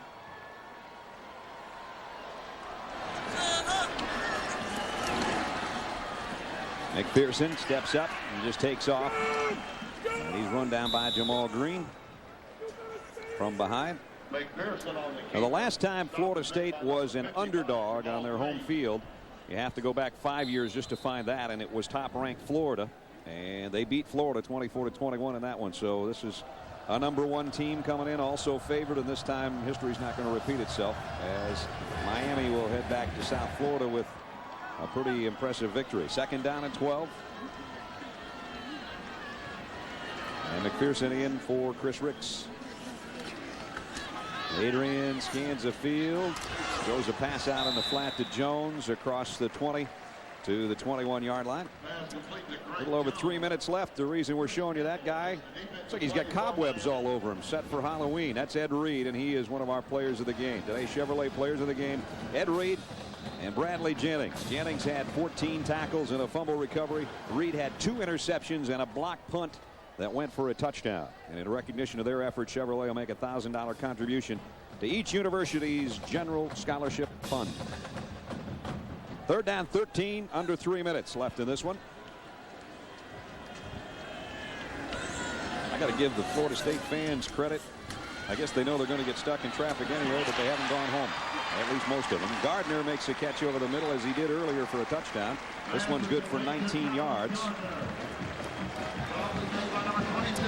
Near record crowd, 2nd largest ever. And from yesterday afternoon through the downtown get down party last night and all the way through this morning in the tailgating, it's been a colorful day for the Seminoles and some of the Hurricanes folks. And the Hurricanes folks definitely aren't going anywhere. They're still in their orange and green over there in that corner having a great time. The little swatch over there. McPherson play action. Adrian lofts one, and Javon Walker the intended receiver. It looks like it's going to be an unusual year for Florida State. They're 3-1. We'll go to 3-2. You know, there's a lot of years that they only lose one game, and I think their chances of losing another game, maybe at Florida or somewhere else down the road to an ACC team, might be pretty good. So this might be a year where Bobby loses 3 games. You know, they have to go back to '85 to find them be not favored in 4 different games, and that year they upset Nebraska, but they lost to Auburn, Miami, and Florida. And who knows, the ACC is going to get awfully interesting. And as Bobby was telling us, you know, until people start beating us consistently nationwide, they're not going to think of the ACC as a football conference because nobody can beat Florida State. Well, now they have lost a conference game this year, and they're about to lose to their interstate rivals, and they're going to fall to 3-2, and that's pretty rare around here. Yeah. But Ralph Friedgen's got Maryland playing great. You saw the highlights from Clemson today that John had for us. Georgia Tech comes here. Yep, Georgia Tech comes here. We'll see Georgia Tech and North Carolina State next week. And Georgia Tech has gone from thinking BCS to thinking how do we win at home without losing in overtime. They've lost back-to-back games in overtime in Atlanta. So they're 6 points away from being undefeated, but they've got to try to put things back together. Thorpe with a catch in the first down. And we're down to a minute and a half. First down, Florida State. All the freshmen in there. PK, Sam, Thorpe, McPherson. He's getting a little experience. 1:18 left. Even it on the ground, heading outside. Nice move by Eric Shelton, the freshman out of Lexington, Kentucky.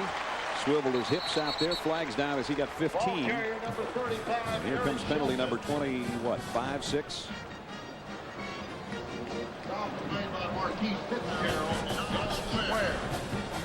We like to get anywhere between 25 and 50 penalties in every game we do, and our officiating crews normally hold that up for us. Oh, boy. Personal foul on the offense, 15-yard penalty. You and I and Swanee could start our own laundry. We've seen so many flags this year. Where's this group from? It's a Big East? It must be a Big East group, I guess. And we've seen more personal fouls than you normally see in a month. And that happens sometimes in this matchup, and it happens sometimes when Florida State plays Florida as well. This one's a little, I don't know if this one's chippier than the other one or not. Well, it's one thing. It's being consistent. It's coming up on 4 hours. That the game it'll be about a 3-hour and 50-minute game. Lots of passes, lots of penalties. McPherson from the shotgun. Miami still blitzing. He's trying to run away from part of that blitz. And he lobbed it. Got it complete. Atruz Bell. Which is one thing I think that the NCAA and the colleges need to look at. The NFL has done that. They've gotten their games down to about 3 minutes, and average of 3 minutes and 3 hours and 5 minutes. And right. The NCAA, their average game I think is like 3 hours and 20 minutes. I think something like that. Just to find some ways to speed up the game. Everybody's for it. The coaches just don't want to give up any plays. And if you shorten the game, they're going to shorten some of their plays. I don't know why going from 86, 87 plays down to 82 would kill anybody. That's right. McPherson back to throw. Whoa. Too high, intended for Walker. And we're down to 29 seconds. Adrian McPherson, they think very highly of him, too. They're going to have young quarterbacks. Next year, Ricks will be a redshirt sophomore. McPherson will be a sophomore.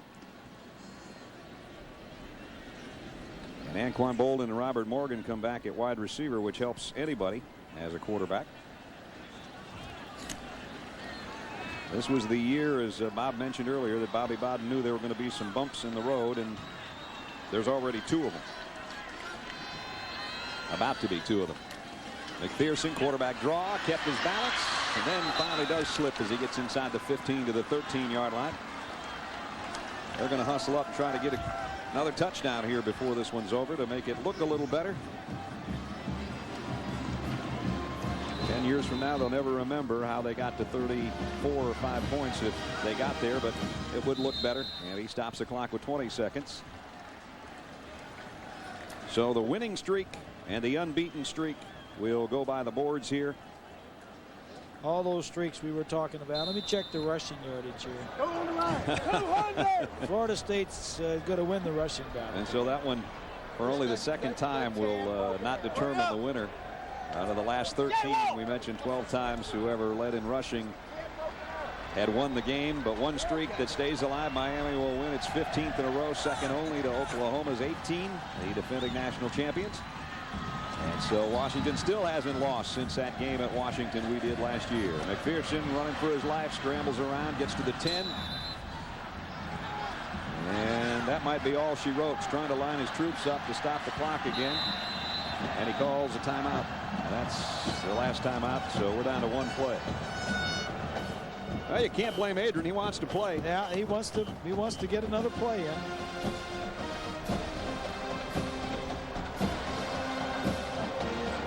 Meanwhile, we'll remind you one more time that we'll be going to either the Wisconsin-Ohio State game or Washington and UCLA. Speaking of Washington, the last time they lost, it was Marcus Tuiasosopo and company out in Seattle.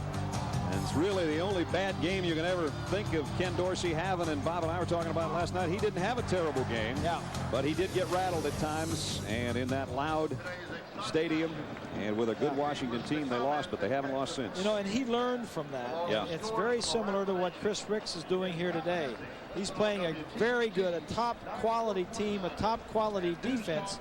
And Chris Ricks is going to learn from this experience here today.